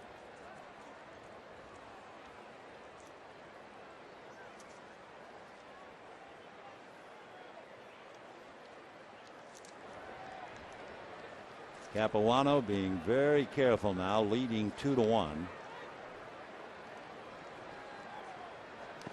And in the dirt, ball 1.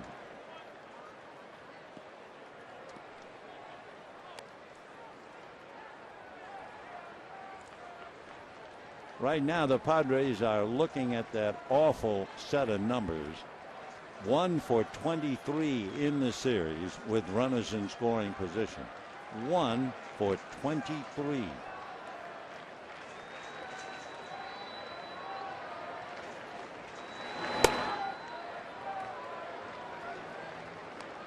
Jesus Guzman comes out on deck. He would bat for Marquez. Chris Capuano now wants to talk to Matt Trainer. Josh Lindblom gets up in the Dodger bullpen.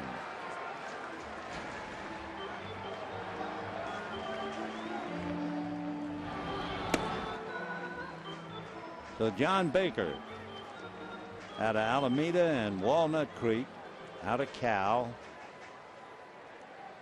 One of those fellows on his first major league hit. He hit a home run. Now, meanwhile, Rick Honeycutt going out to see if he can help Capuano a little bit, think about Baker and how to get him out.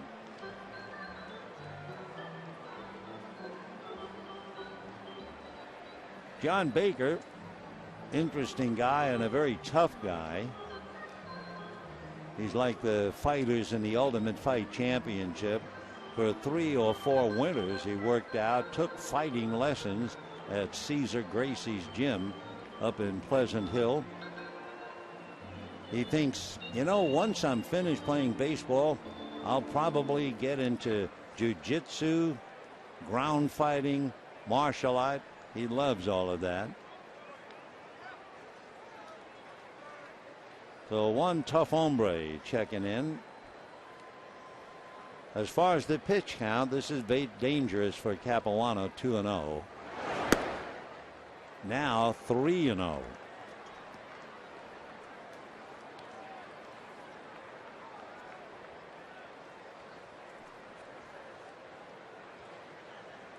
Capuano getting in that stage where the hitters are hitting well over 300 against him. So this is the danger zone. And ball 4, pitching so carefully to Baker. So the bases are loaded with 2 out. Jesus Guzman is going back to the dugout, and they are going to switch hitters. Last night they used Mark Kotze. This time they're going to use the catcher Yasmani Grandal, a switch hitter. Batting for Marquee, number 12, Yasmani Grandal. So Yasmani Grandal coming up to bat for Marquise. Grandal is the fellow in his first major league game. He not only hit 2 home runs, he hit 1 from each side of the plate. What an incredible way to break in. Hitting .302, 4 home runs, 6 RBIs, and if you look at the 4 home runs, 2 hit left, 2 hit right. Grandal last night went 1 for 4. In the first game of the series, 2 for 4, a single and a double. So Capuano trying to fight his way out of a very serious jam with 2 out and fouled away. So Cameron Maben is at third.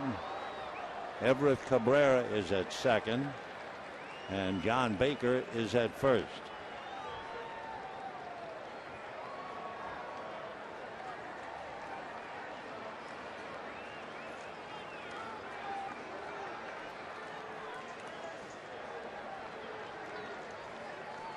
Oh and 1. 1 ball and 1 strike. Grandal is from Cuba, lives in Florida.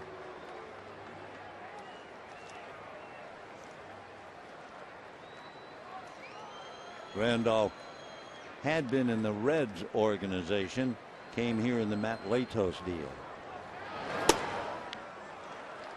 2-1 to count. Dodgers 2, Padres 1, but with 2 out. Maben reached on the error by Hairston. Cabrera singled and Baker walked.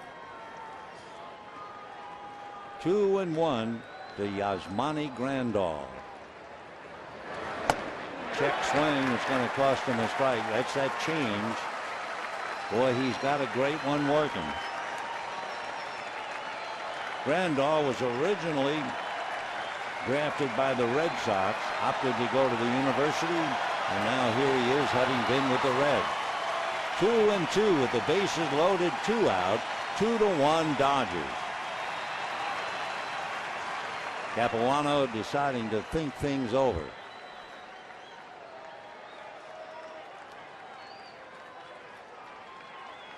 He got Quentin and Alonso.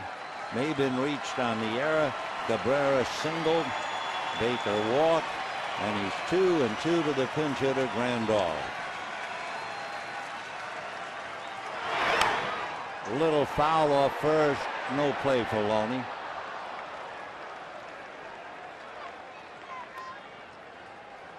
Two and two.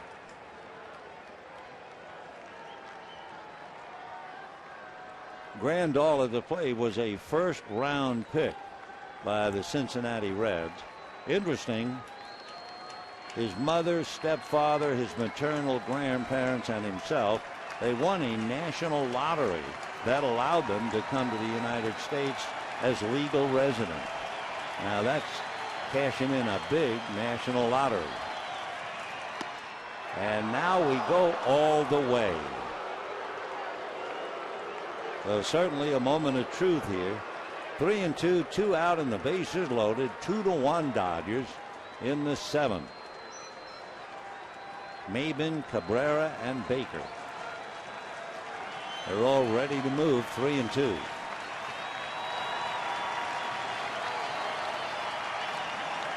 Now Capuano's not ready. Should be noted too that walk to Baker was the first walk that he's given up today.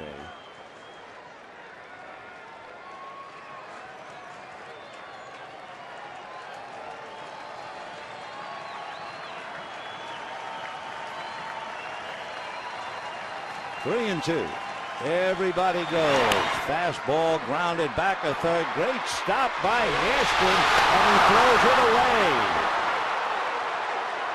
Jerry Hairston made a remarkable stop, but 2 runs will score on the high throw. And that turns things around. 3-2 San Diego. It'll be E5 all the way. Grandal reaching second. They stop Baker at third. And both Maben and Cabrera come home.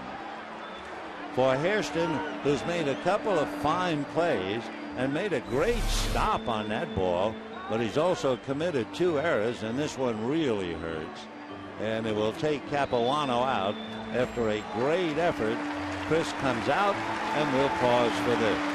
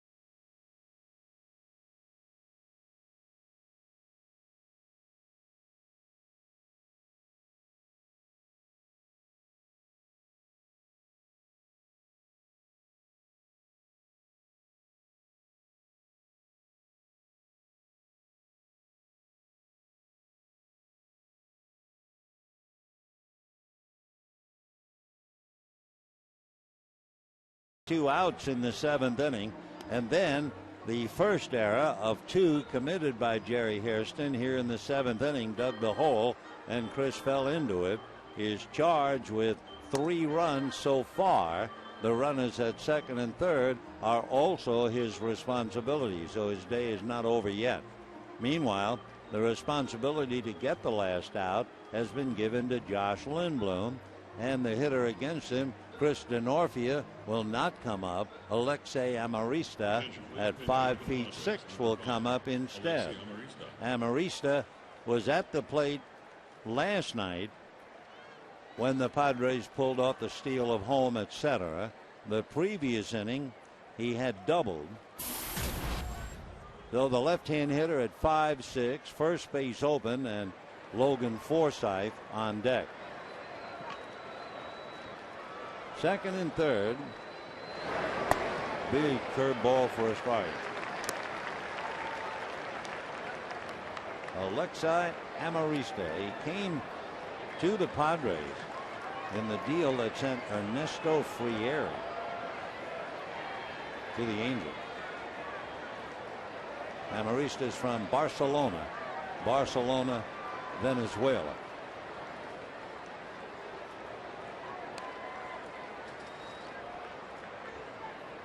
Oh and 1. Little foul out of play. 0-2 the count. Josh Lindblom has one wild pitch. We always look that up. Runners at second and third, 2 out. With 2 out, you had Hairston, Zara on Maybin, Cabrera's single, and the only walk Capuano gave up to Baker.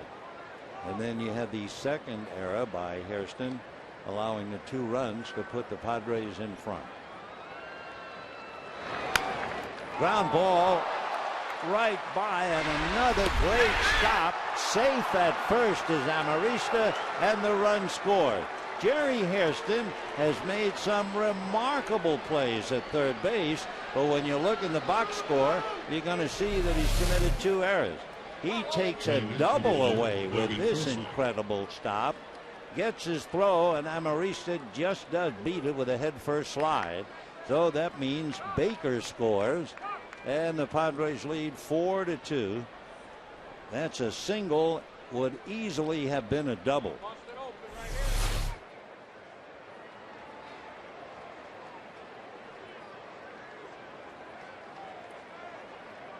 So 3 runs in the inning. Padres lead 4-2. They now have Grandal at third and Amarista at first. And here's Forsythe, 1 for 3. Do they worry about Amarista? You bet they do. However, he's just a break-even base stealer, 2 out of 4.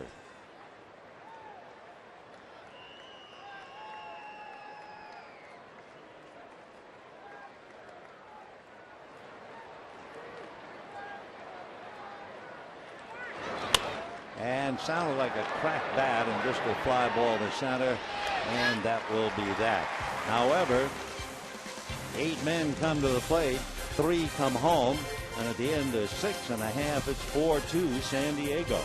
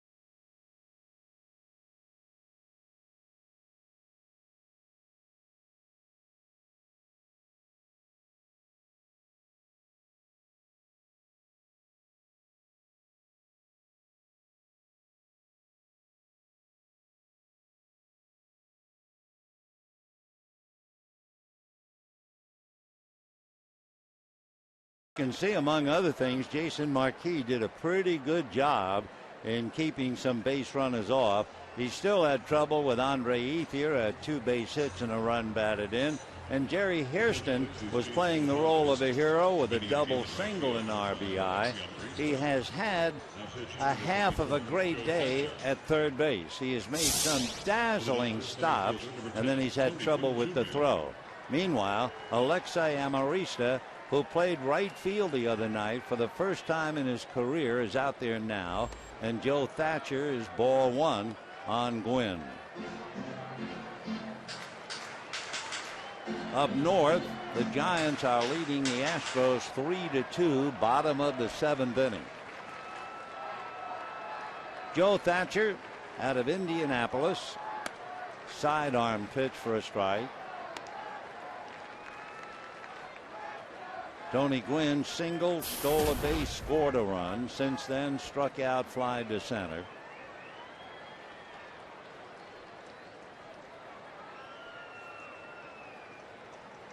One and one. Thatcher kind of dips his head. It almost hides behind his right shoulder. Might be a little tough picking up the ball against him. Joe was originally signed by the Brewers out of the Frontier League. Back in 2005, he played for the River City Bandits. That's going to go foul down the line, out of play. So the Padres trying to give the Dodgers a bad time, leading 4-2, trying to win 2 out of 3 and put a lot of heat on the Dodgers since the Giants are winning 3-2 in the bottom of the 7th up north. 2-2 to Tony Gwynn. Joe sneaks that thing, ball 3.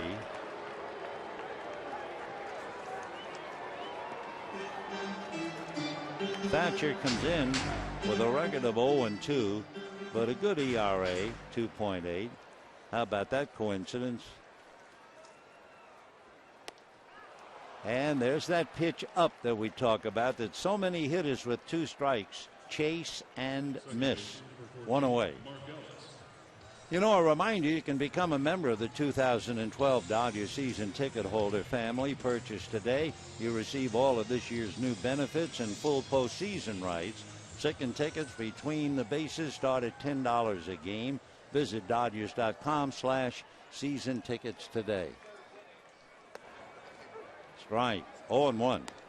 In that Giant game, Jeremy Afell bailed out Matt Cain in the 7th inning.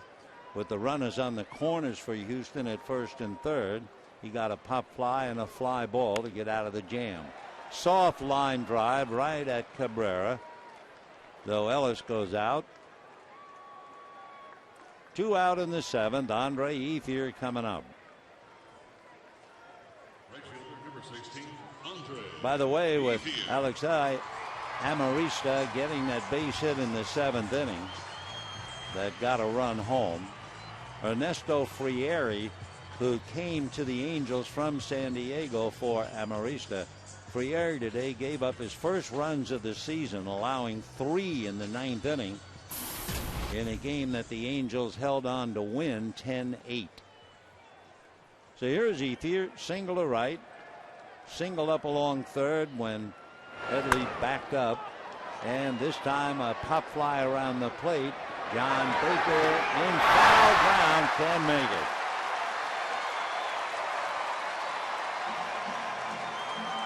Baker had to get around Ethier because Andre is not obligated to leave the box. He'll stay right there. There is Baker. Now it looks like he has it, but he didn't. It'll be an error charge, and let's see what Ethier can do with a second life.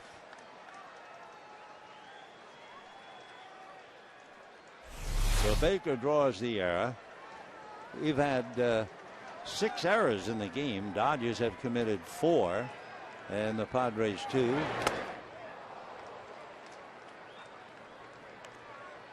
Oh, 0-2 to Andre.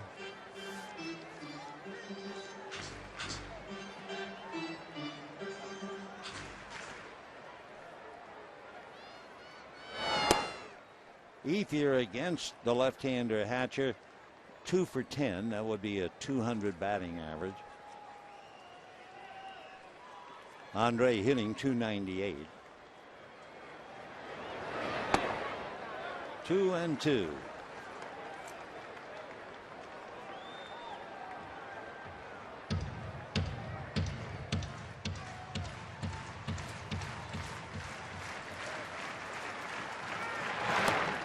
And down goes Ethier. So Thatcher comes in, strikes out 2. Dodgers go in order. And at the end of 7, it remains 4-2 San Diego.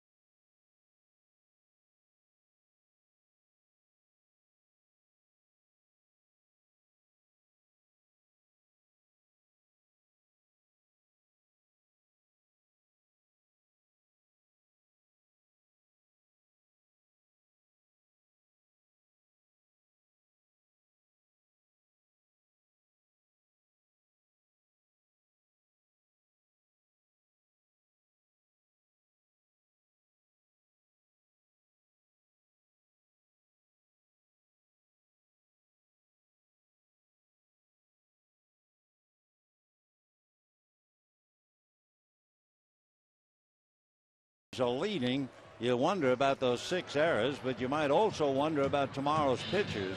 Joe Blanton will be on the mound for the Phillies. Nathan Eovaldi will check in for the Dodgers. Blanton, as you can see, 1 under 500, and Nathan 1-5, although he's actually got a better ERA than Blanton. Then the second game of the series, the Dodgers will be looking at Roy Halladay. Dodgers have not announced their second-day pitcher. The third game Wednesday afternoon. That should be a dandy. Cliff Lee and Clayton Kershaw. Chase Headley leading off the 8th inning. 8 men came to the plate in the 7th inning. Headley has struck out, single fly to right. A little note on the Dodgers' 4 errors. A high fly ball down the right field line. Ethier is watching this one go. Home run for Chase Headley. Boy, was that thing a towering fly ball. Headley's 10th home run. He hit one last night with a man aboard. But Chase Headley, a long home run to right field, and that makes it 5-2 San Diego. Remember, the Padres had lost 10 in a row here at Dodger Stadium. And it is payback time for the Padres. We mentioned the 4 Dodger errors, and it's kind of an important note to put them in proper perspective. The 4 Dodger errors today are the most in a home game since 2008 for that day also. 2-0. I do remember a game a way back where the Cardinals had a big lead and lost the game and the lead. The third baseman, a fellow named Tommy Glaviano, made 4 errors in the game, 3 errors on consecutive plays. That's as rough a day as I think I've ever seen one individual have. For Hairston, who's committed a couple, but most of the time it looks like he's made a great play. And then something happened. Little pop fly, Mark Ellis.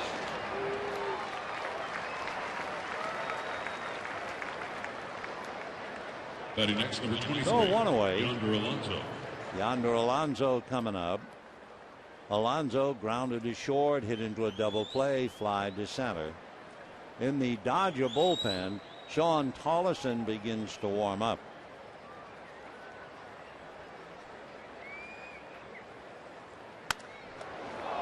And a shot off Lindblom. He scurries after it and throws it away. Holding on, however, at first base is Alonso. That is a tough play for anyone. Fighting a drive hit hard and right back at you, and then you go after it. You kind of lose your perspective. Just where are you?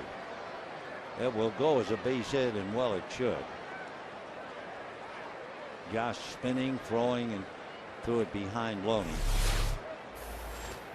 So Alonso will be credited with a base hit, and the batter will be Cameron Maybin.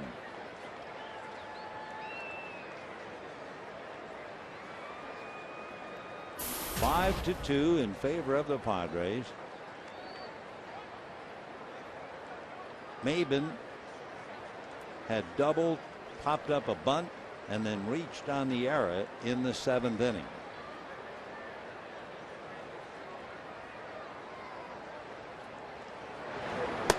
Fastball strike. 0-1.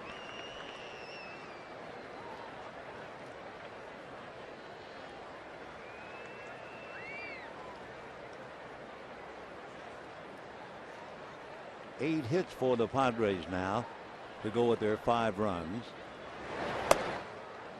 1 ball and 1 strike. So Chris Capuano, who was 5-1 at Dodger Stadium and had that brilliant earned run average of 1.8, got a call last night that Billingsley was not going to pitch. You are. He pitched very well.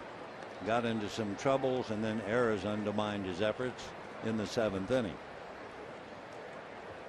Billingsley had the MRI, no report. Maybe they'll get it tonight, certainly tomorrow. 1-1 to Maybin. There goes the runner, and there's a line drive base hit to left field. Stopping at second now is Alonso. And let's see about Cabrera coming up. Yep. Everett Cabrera will be coming up. You know, you can follow the Dodgers with MLB.com at bat12 for your iPhone, iPad, BlackBerry, Android, and Windows Mobile. Get live audio, pitch tracking, video highlights, and more. Text @BAT to 31826 or visit Dodgers.com for details. So in the inning, Headley homered, Quentin popped up. Now Alonso singles off Lindblom, literally and figuratively. Then Maybin singles, and Don Mattingly gone out with a hook. Sean Tollison was throwing in the Dodger bullpen as Lindblom walks off, and we'll be back.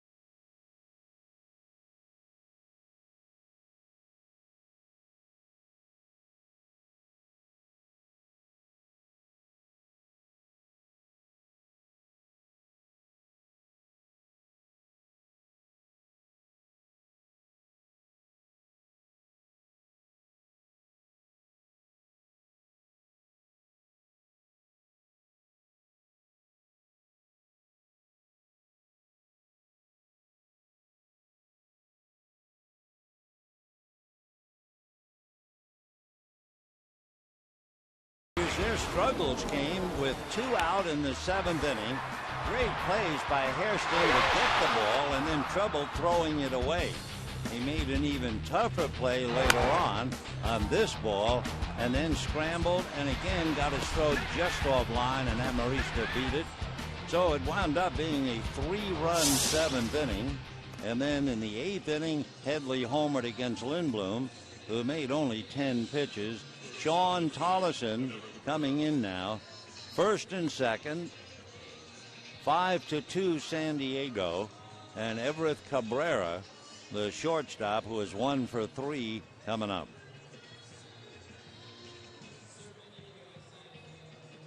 So Headley homered with 1 out. Alonso and Maben single. Cabrera, the switch hitter, 1 for 3, scored a run. 5 runs, 9 hits for San Diego. We'll check the Giants in a moment and see if there's anything new. They were winning 3-2. 0-1 to Cabrera, hitting .235. The Phillies are here starting tomorrow night. Nathan Eovaldi and Joe Blanton. Game 2, Roy Halladay for the Phils. Dodgers not sure. Wednesday afternoon, Cliff Lee, Clayton Kershaw. That's going to go foul. We can tell you they're in the bottom of the 8th inning up there at AT&T Park. Giants 3, Astros 2. So at least for the moment, the Dodgers are in danger of falling a game and a half behind San Francisco. Remember, the 27th of May, the Dodgers led the Giants by 7.5 games. But then again, we're still in the month of July.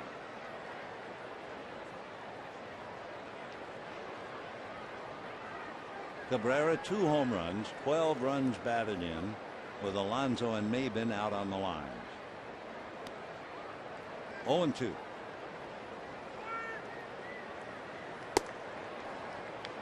.94-mile-an-hour fastball.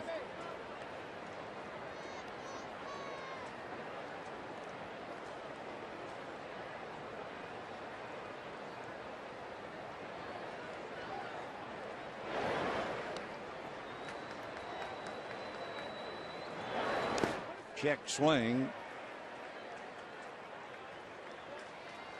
Yep, he's been called out. Kind of a late call. Maybe they knew about it down on the field. Took a little while, but Jerry Davis, I think, pointed to him. I'm sure he told him that he had struck out. See, Jerry just point with the right hand. So Cabrera strikes out.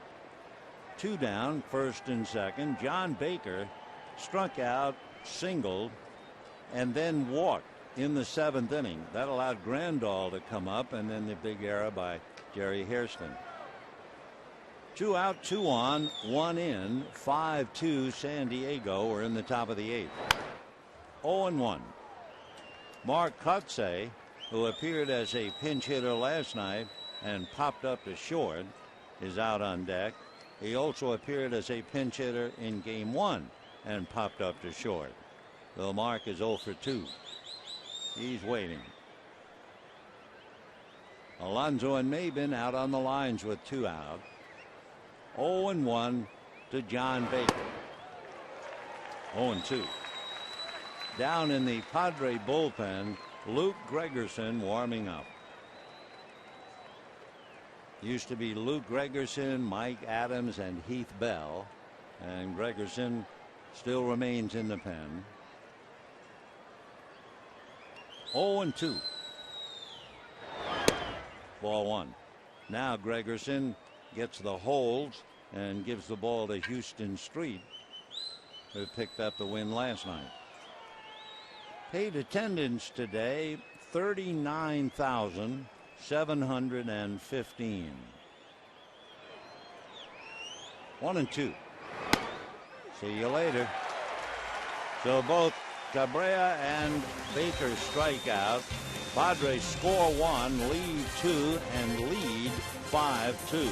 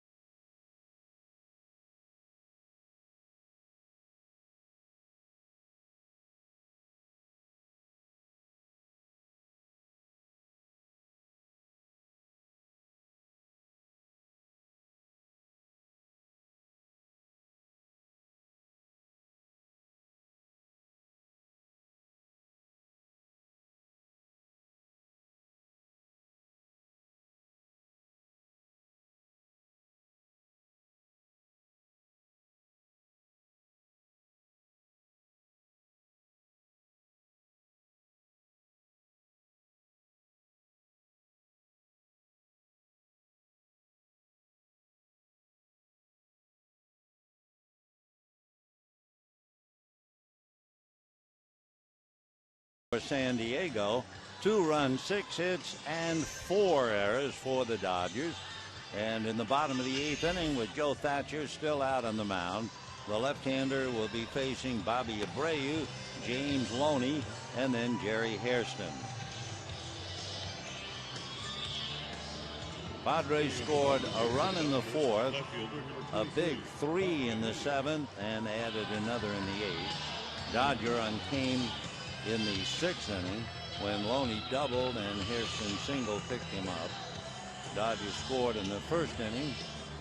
Ethier single scoring Gwynn. And Matt Kemp rests. That was part of the plan. Play the first 2 games and sit out today and then be back in the lineup tomorrow. So here's Bobby Abreu. Juan Rivera is going to come out and bat for James Loney. Abreu hit into a force play, flied to right, lined out to right. Strike. Joe Thatcher facing Abreu. Bobby is just 0 for 1. Rivera is only 0 for 1. So the Dodgers haven't seen much of Joe Thatcher, the big boy out of Indianapolis. 0-1. He really sneaks that thing in there. 0-2 the count to Abreu. He leans, bends at the waist, almost looks like he's looking over his shoulder. And then sidearm is in there. Fastball, big slider. He throws a cutter to right-handers. Changeup so-so. 1-2. In the Dodger bullpen, Jamie Wright begins to warm up.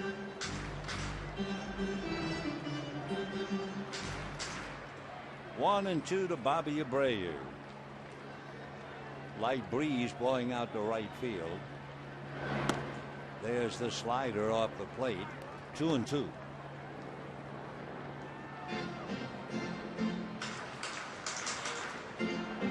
Padres 5, Dodgers 2. Bottom of the 8th.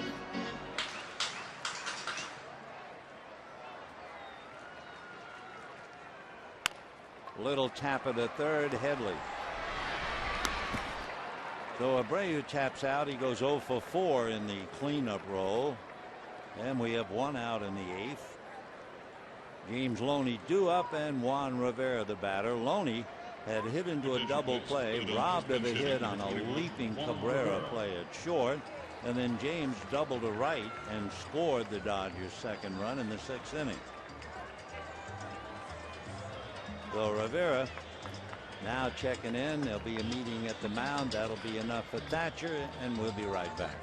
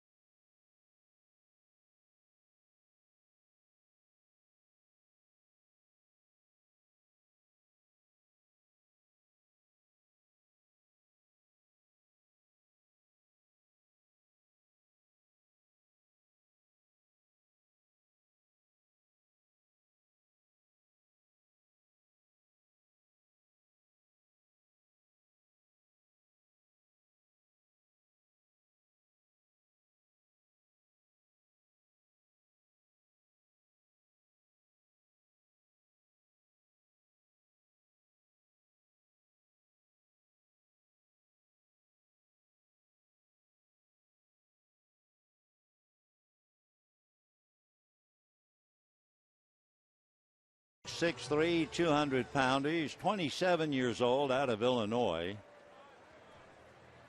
He's been a very good hold man, as they call. He come in and pitch the 8th and then hand the ball over to Heath Bell.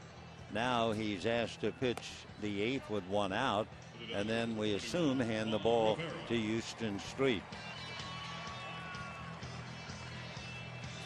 Gregerson, 28 years old, and he's been with the Padres since 2009. And he'll be pitching now to Juan Rivera. So in checking Gregerson, we Dodgers have certainly seen more of him. Rivera just 0 for 2. Then Hairston, who is 0 for 2. So Luke Gregerson, the 3rd pitcher, Marquise, Thatcher, and now Luke. Strike. 0-1. Rivera hitting .253, 3 home runs, 28 runs batted in. Gregerson, 28 years old.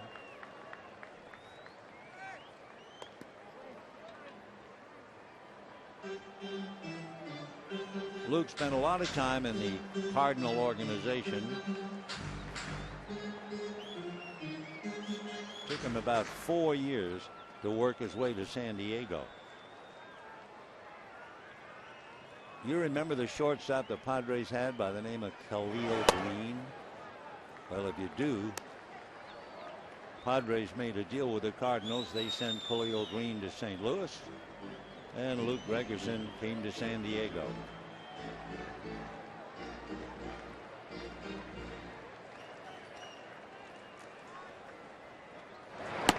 And a strike. 2-2 the count to Rivera. 2 years ago, Gregerson set a record with 40 holds.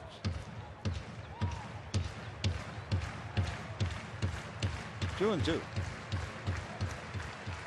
Luke's been an actor and a model and a very good pitcher. Ground ball to Cabrera. He waits for the hop and from the rim throws him out. So Rivera taps to short. 2 down in the 8th inning. And the batter will be Jerry Hairston. The Dodgers' last hit was Hairston's single in the 6th inning that drove in Loney. Jerry hitting .302. Been a tough day for him. he has made some absolutely dazzling stops at third base, and then he would scramble up and his throw would be offline.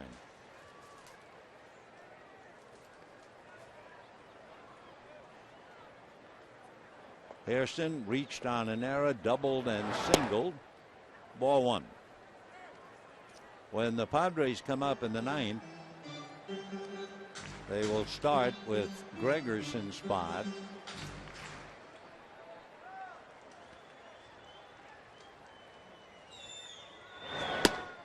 And a strike. 1-1 the count. The Phillies here tomorrow night. Our first look here in town. Chase Utley, Ryan Howard. Cole Hamels won his 11th today. Dodgers will see Blanton, Holiday, and Lee. 1-2 to Jerry Hairston. Jerry batting .302. He has 4 home runs, 22 runs batted in. Luke Gregerson is 2-0. He's allowed 2 home runs in about 40 innings. 1-2. Slider, 2-2. Dodgers got a run in the first inning. Padres tied it up in the 4th. Dodgers got a run in the 6th. And then the big 3 runs in the 7th and 1 more in the 8th for San Diego. And down he goes. So the Dodgers go quietly in the 8th inning at 7 in a row retired. And at the end of 8, 5-2 San Diego.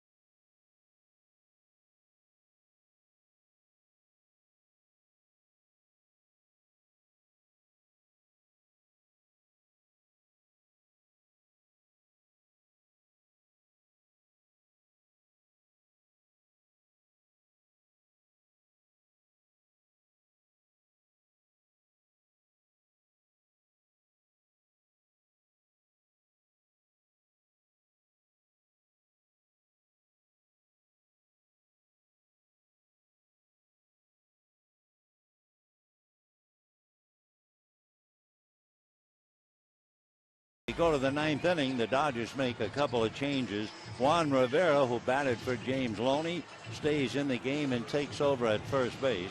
Adam Kennedy comes into the game, and he will take over at third base.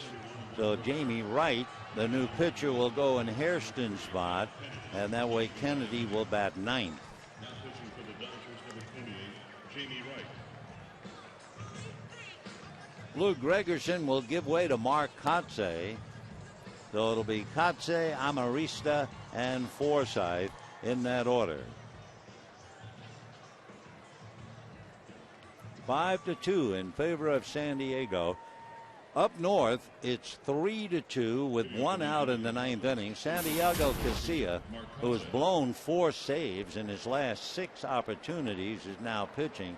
That first out was picked up by Javier Lopez. Giants are leading 3-2 in the 9th. We'll keep you posted for sure. So the veteran Mark Kotsay checking in. And ball 1. Kotsay twice has appeared as a pinch hitter. Each time he has popped up to shortstop.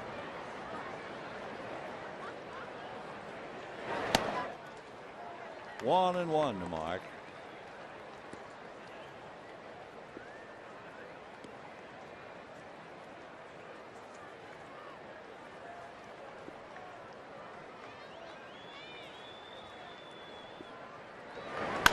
And he lifts one to left center and deep. Going to the track at the wall and colliding without making the catch. That's going to be a stand-up double, and let's see about Tony Gwynn out there. Boy, he hit that wall hard, but he's okay. He gestures to the bench, I'm fine. I just run into walls for a living.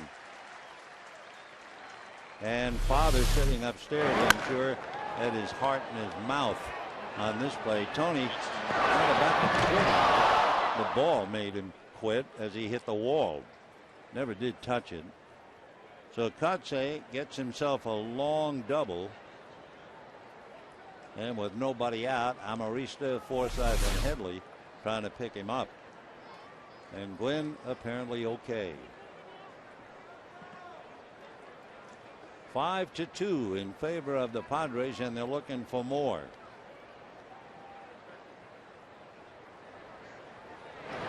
The bunt by Amarista, down to get it is Jamie, and he drops it, and everybody's safe. But Jamie Wright unable to pick up the bunt. It'll be a sacrifice and an error, Jamie Wright.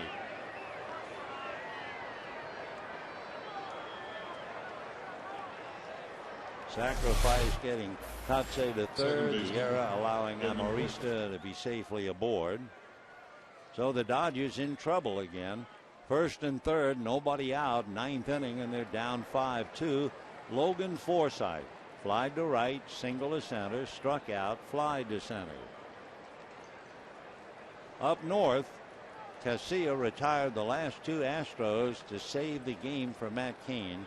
So the Giants have won 3-2. The Dodgers are faced with the unsavory prospect of falling a game and a half back. That error by Jamie Wright is the fifth Dodger error today, and that does get your attention. The infield is up. There goes the runner to second. No play. So Amarista steals second base. So second and third and nobody out. The last time the Dodgers had more than 4 errors in a game was September the 1st, 1995, here against the Montreal Expos. That day, hold your breath, the Dodgers committed 7 errors. The 7, 2 to Dave Hansen, 2 to Jose Offerman, 2 to Delino DeShields, and for good measure, 1 for Brett Butler.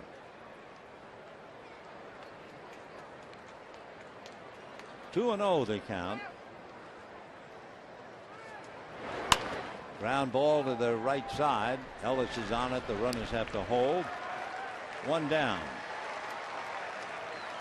And that'll bring up Chase Headley.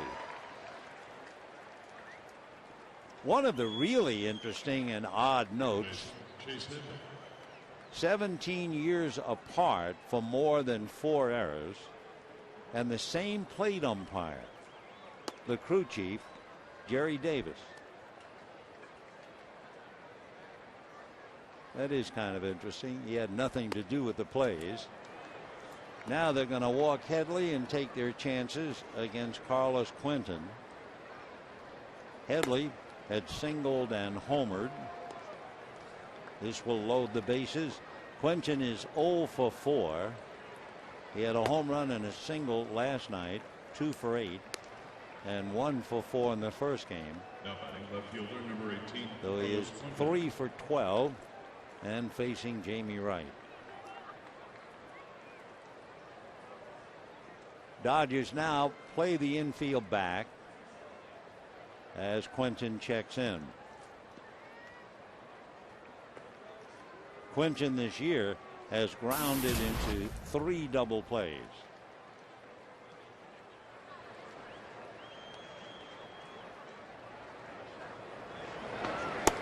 And ball 1. Interesting, Quentin came up in the 4th inning, hit a hard ground ball that was turned into a force play, He's also fly deep to right, popped up. Bases loaded, 1 out, 9th inning, 5-2 San Diego. And a drive to center. Wynn is there to glove it. Tagging up is Kotze. He will score. The other runners hold. And it is 6-2 San Diego. Quentin picks up the RBI.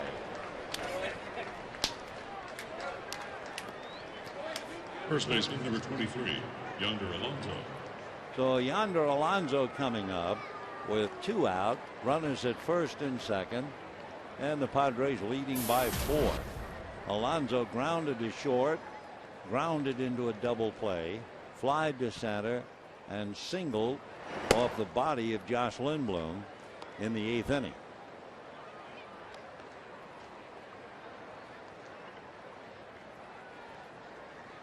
Jamie, greeted by the pinch double by Mark Kotze, has surrendered a run. 1-1 to count. When the Dodgers come up in the 9th inning, Juan Uribe is due to lead it off. He would be followed by Matt Trainer and then Adam Kennedy. 1-1.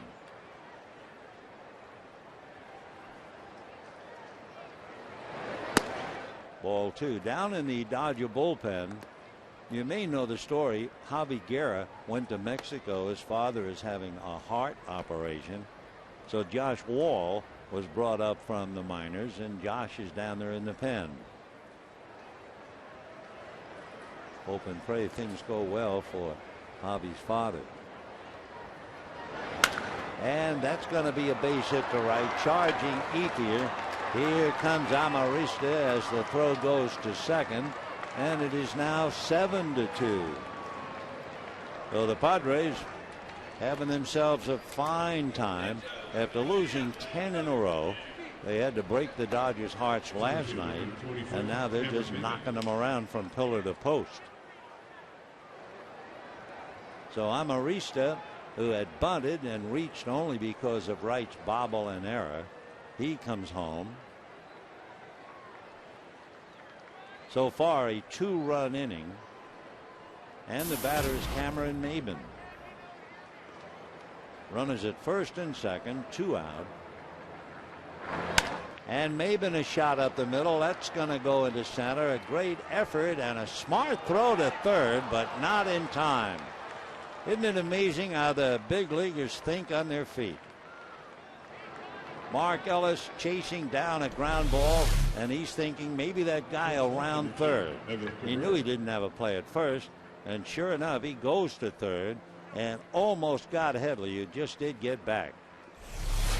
Boy, you have to admire the smart play as well as the dazzling play. So Maben comes up with a base hit. That's his 3rd hit. Tough inning for Jamie Wright. 7-2 in favor of San Diego. Everett Cabrera twice grounded to third, single to left and struck out. He has scored a run.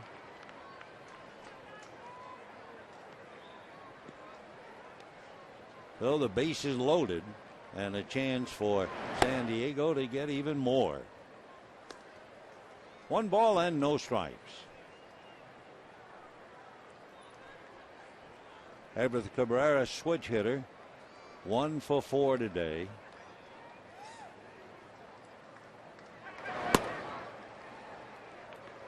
Two and 0. Cabrera has 1 career grand slam.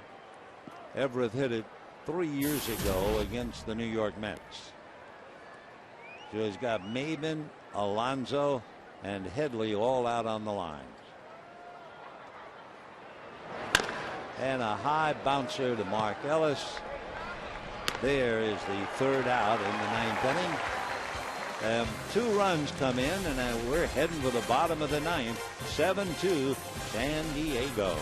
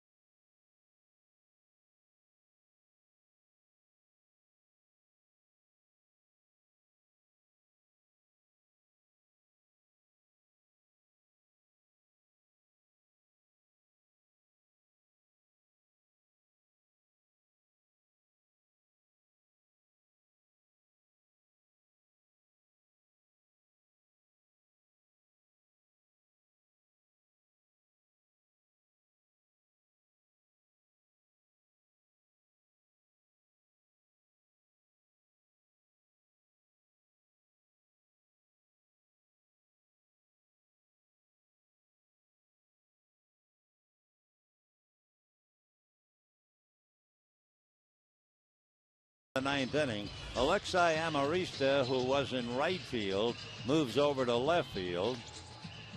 Will Venable comes off the bench to play right field. And on the mound, Dale Thayer. What the Padres did is what most ball clubs do. When it was a very tight game, they had Houston Street up and warming up, and as soon as they opened it up with a 5-run lead, Street sat down, and here's Dale Thayer with a record of 1-2. So Thayer is asked to get 3 outs and take this thing back home or wherever the Padres are heading. Dale is from Fountain Valley, lives in Huntington Beach. Padres signed him out of Chico State back in 2003. And a strike. Thayer is an even 6, 190. 31 years old. He'll be 32 middle of December. 1-1 the count to Juan Uribe. Thayer, signed by the Padres in 2003, instead came up to the big league 6 years later with the Rays. Then he went to the Mets, and then the Padres got him back this year. 1-2 the count to Juan Uribe.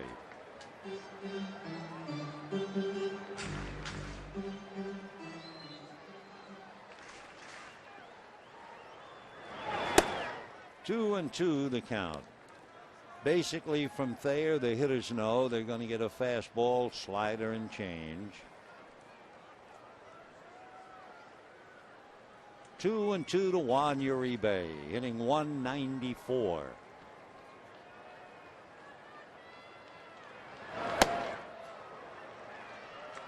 So he goes 0 for 4. 1 out in the ninth inning. Catcher number 18, Matt. And Matt Trainer coming up. So Thayer picks up a strikeout. Trainer struck out and was walked intentionally twice.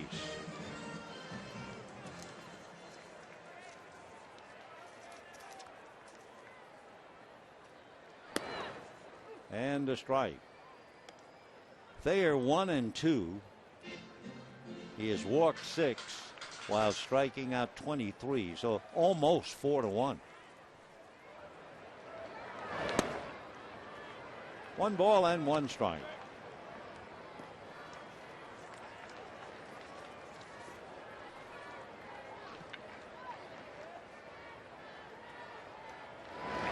Dodgers actually led in this game in the first inning. They scored to lead 1-0. Padres got the run back in the 4th inning. Dodgers then took a very brief lead of 2-1 in the 6th, only to have the Padres score 3 in the 7th, 1 in the 8th, 2 in the 9th. So a comebacker for the second out, and the Dodgers are down to their last out. Adam Kennedy coming up.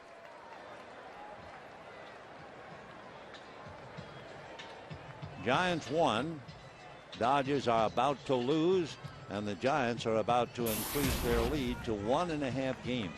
What's more importantly, not the 1.5 game lead, was the fact that Tim Lincecum last night struck out 11.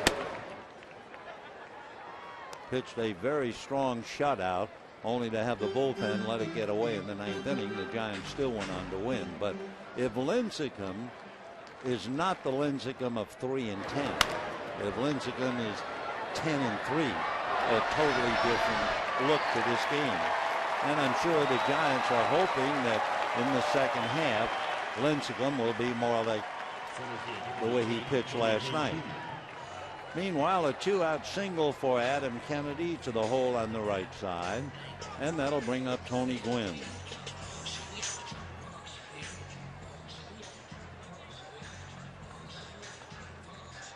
Dodgers' first hit against the San Diego bullpen. They couldn't do anything against Thatcher or Gregerson. Now they get a 2-out single against Thayer. And since Thayer gives up the hit, they asked Houston Street to begin to play catch in the bullpen. Tony single, stole a base, scored a run, struck out twice, flied to center, crashed into the center field wall in pursuit of the double hit by Mark Kotze, but he's okay. 1-1 the count to Tony Gwynn. Phillies here tomorrow night. Chase Utley, Ryan Howard, and the rest. Shane Victorino, Carlos Ruiz. 1-1. Only one reason the Phillies are in last place. They lost some of their big power. You can imagine if the Dodgers went as long with Ethier out, let's say as long as Kemp, what that would have done. Line foul. Oh, Tony's still there. 2 balls and 2 strikes. 7 runs, 12 hits, 2 errors for San Diego. Dodgers 2 runs, 7 hits, 5 errors.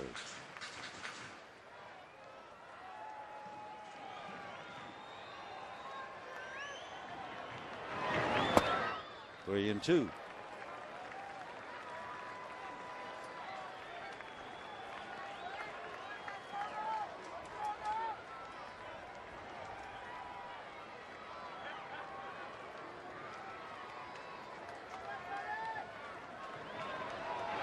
With the runner going, there's a fly ball to center. Cameron Maben at the other end of it, and that's it.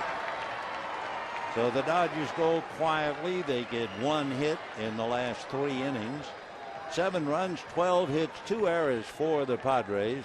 For the Dodgers, 2 runs, 7 hits, 5 errors, and they are now 1.5 games behind the Giants, and they welcome the Phillies tomorrow night. Stay tuned for Dodgers Live. It's coming up next. Good afternoon, everybody.